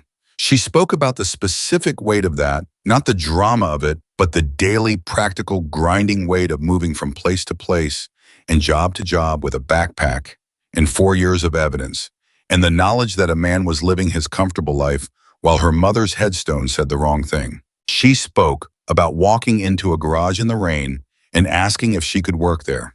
She did not look at Whitmore while she spoke. She looked at the judge. She looked at the room. She looked once at Sandra Kerr, and Sandra was not trying to contain what was on her face and wasn't ashamed of it. At the end of 9 minutes and 14 seconds, she said, "My mother's name was Claire Whitmore. She was kind and she was brave and she was wrong about one person. She deserves to have the truth said out loud in a room where it can't be taken back. So I'm saying it, she was murdered. And the person who did it is sitting in this courtroom, and today he's going to hear what that costs." She picked up her statement. She walked back to her seat. The courtroom was entirely silent. The judge looked at his notes for a long moment. Then he looked at Whitmore. Then he began to speak. 28 years. The sentence landed in the courtroom like something physical. Helena had told her to prepare for 25 to life. The judge gave 28 minimum before parole eligibility, the upper range accounting for the sustained nature of the fraud, the number of public officials compromised, and what the judge described as a deliberate, calculated, and prolonged effort to pervert the record of a woman's death for personal protection. 28 years. Whitmore was 61 years old. Haley sat very still when the number was said. Helena put her hand on the table beside hers, not on her hand, just beside it, close enough to feel. Haley looked at the judge, at the courtroom, at the reality of what was happening. She did not cry. She had cried already in the right moments, in the right places, with the right people. This moment was for something different. This moment was for being clear-eyed and present and fully in the room where the truth was finally irreversibly publicly declared. She watched them take him out. He still didn't look at her. Outside the courthouse in the February coat with Helena beside her and Raven standing at the bottom of the steps with his jacket collar up and his face doing the thing it did when he was feeling something he wasn't going to perform for anyone. Haley stood on the top step and breathed the cold air. 28 years, she said. 28, Helena said. The federal case, Haley said. The contractor fraud. That continues. Sentencing in that case in approximately 4 months. Given the plea here, the federal judge will likely treat them consecutively, not concurrently. Helena paused. He is not going to walk out of a prison in any functional capacity. Haley nodded. She looked at Raven at the bottom of the steps. He was watching her with the look she'd first seen across a garage floor 11 months ago. The look that said he was paying full attention and wasn't going to perform anything about it. She walked down the steps. She stood in front of him. "Done," he said. "Done," she said. He nodded once. "We've got 3 bikes backed up from yesterday. Tyler's been trying to manage, but he's going to need the transmission job supervised." She almost laughed. The almost laugh became an actual laugh, quick and genuine, the kind that surprises you. You're serious. Tyler's good, but he's not ready for that transmission alone, Raven said, completely straight-faced. Then let's go, she said. He turned toward the car. She walked beside him. Helena said goodbye at the courthouse steps with the particular warmth of someone who has spent 11 months being precisely professional and is now for a moment allowed to be something more than that. Call me next week, Helena said. Not about anything legal. Just call me. Haley looked at her. I will, she said, and meant it. Duh. The drive back to Red Valley took 2 hours and 40 minutes. Raven drove. Haley sat in the passenger seat and watched the landscape move and didn't say much. And the silence was the comfortable kind, the kind that doesn't need to be filled because it's already full. Somewhere in the second hour, she said, I need to go to Claremont. When? Raven said. Soon, I need to go to the cemetery. She looked at the road. I haven't been since the funeral. I was 16 at the funeral and I stood next to him at the graveside and I couldn't say anything and I couldn't do anything and I just stood there. She paused. I have something to say now. Then we'll go, Raven said. You don't have to come. I know, he said. We'll go. She looked at him. He kept his eyes on the road. She looked back at the road too. Okay, she said. They went to Claremont the following Sunday. Not just Raven Cole came and Priest and Denny, and they drove down in 2 vehicles and found the cemetery and found the grave and stood at a respectful distance while Haley walked ahead of them alone. She stood at her mother's grave for 12 minutes. Nobody watched her directly. They gave her the privacy of looking elsewhere at the sky, at the other stones, at the bare winter trees that lined the cemetery's boundary. They were there and they were not intruding, and the distinction was exact and deliberate. When she came back to them, her eyes were red and her chin was up. Thank you, she said to all of them. Don't, Cole said, which was what she'd said to him in the garage the day she cried at his shoulder, and she recognized it, and something moved across her face that was small and real and not for anyone but herself. Priest put his arm around her briefly.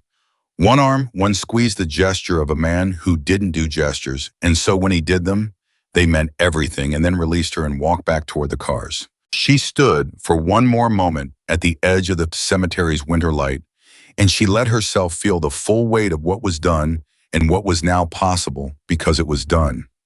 Claire Whitmore's headstone said, Home with God. One day Haley would find a way to add a line to it, something true, something her mother would have recognized, something that said not just where but who she'd been. She didn't know the exact words yet. She'd find them.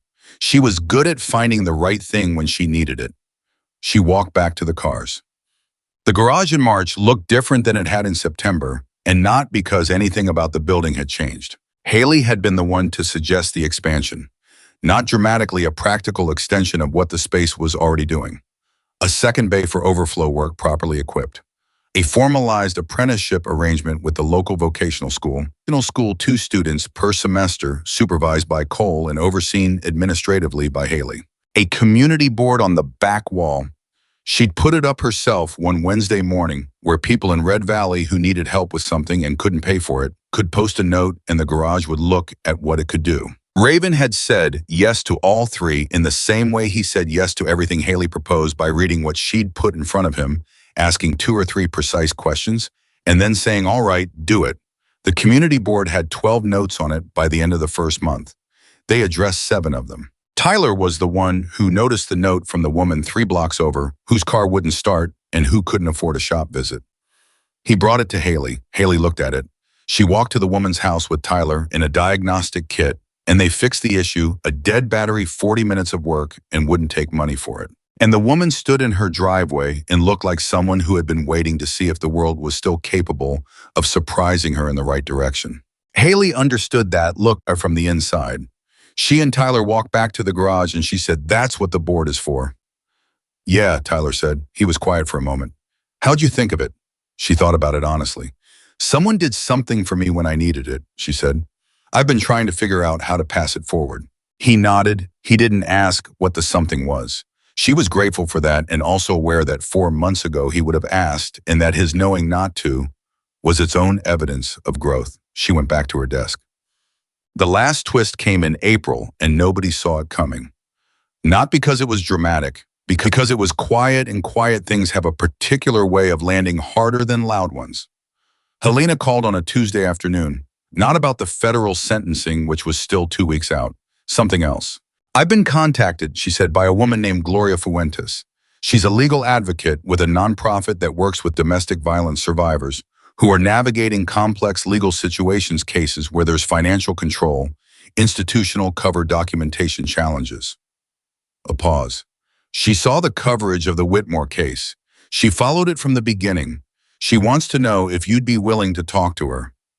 Haley sat at a desk with the phone against her ear. About what? About what you did, Helena said. How you built the case. The methodology of it, the document assembly, the source cultivation, the way you use public records. She works with women who have evidence but don't know how to organize it or make it visible or credible. Another pause. She thinks you could teach them. Haley was quiet. She's not asking you to be an advocate professionally, Helena said. She's asking if you'd be willing to talk. Maybe more than once if it's useful. She said. Helena stopped briefly. She said she's worked in this field for 15 years and she's never seen a private individual build an evidence-based case with the discipline and integrity you demonstrated. She said the women she works with need to know it's possible. Haley looked at the community board on the back wall visible through the open office door. 12 notes, 7 addressed, 5 still waiting. She thought about being 16 and alone with a USB drive and no one to believe her. And she thought about the specific weight of thinking you were the only person in the world who knew a particular truth and having no tools to make anyone else see it. She thought about what it would have meant at 16 to talk to someone who had done it. Tell her yes, she said. Just like that, Helena said. Just like that, Haley said. She heard something in Helena's voice that Helena didn't name and didn't need to. I'll set it up, Helena said. She put the phone down. She sat for a moment. Then she picked up the morning's invoice stack and started working through it the way she always did, the way she'd done every morning since the first morning she'd reorganized the desk that no one had touched in years. Cole came in from the bay around 4 and found her still at the desk. The stack cleared, the callback list, updated 2 supplier negotiations completed and documented. Good day, he said. She looked up. She looked at the garage around her, at the organized bin wall, in the whiteboard schedule, in the community board, with its waiting notes, in the bay, where Tyler was learning to do a brake job correctly on the first try getting there. She looked at Cole, who had taught her about float chambers and held on when she cried and never once treated her like something fragile. Good day, she said. Cole nodded, poured himself coffee, went back to the bay. Ma'am. The federal sentencing came in at 11 additional years consecutive. Whitmore would be 89 years old at the minimum parole date, assuming he lived that long, which his attorneys had quietly noted to each other in communications that were not meant to be public but became so, anyway was not guaranteed. Haley heard the number from Helena on a Friday and said thank you, and put the phone down and went and told Raven, and Raven said good, and that was the full conversation. That afternoon, she met with Gloria Fuentes for the first time in a coffee shop 3 blocks from the garage, and she sat across from a 52-year-old woman who had spent 15 years trying to help people who had evidence and no power to make it matter. And she told her everything she knew about how to build something from nothing, how to use public records, how to identify sources who wanted to talk and needed only the right question, how to organize documentation so it couldn't be attacked on procedural grounds, how to be patient when patience was the only tool available.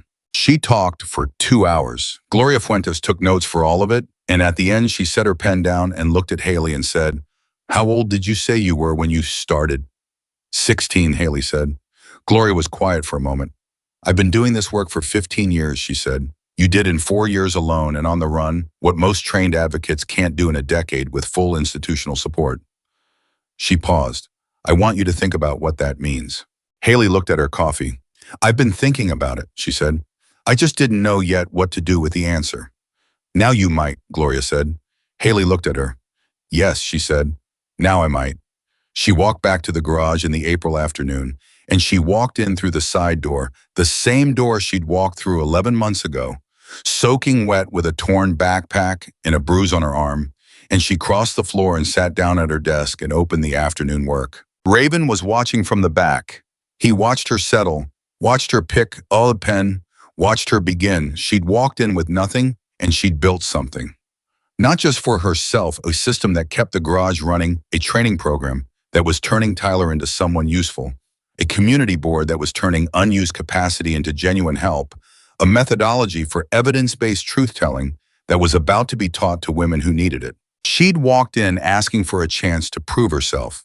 She had proved herself beyond anything that question had contained, and she was 21 years old.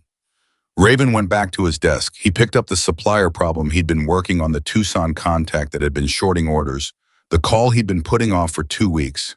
He drafted the points he wanted to make. He picked up the phone.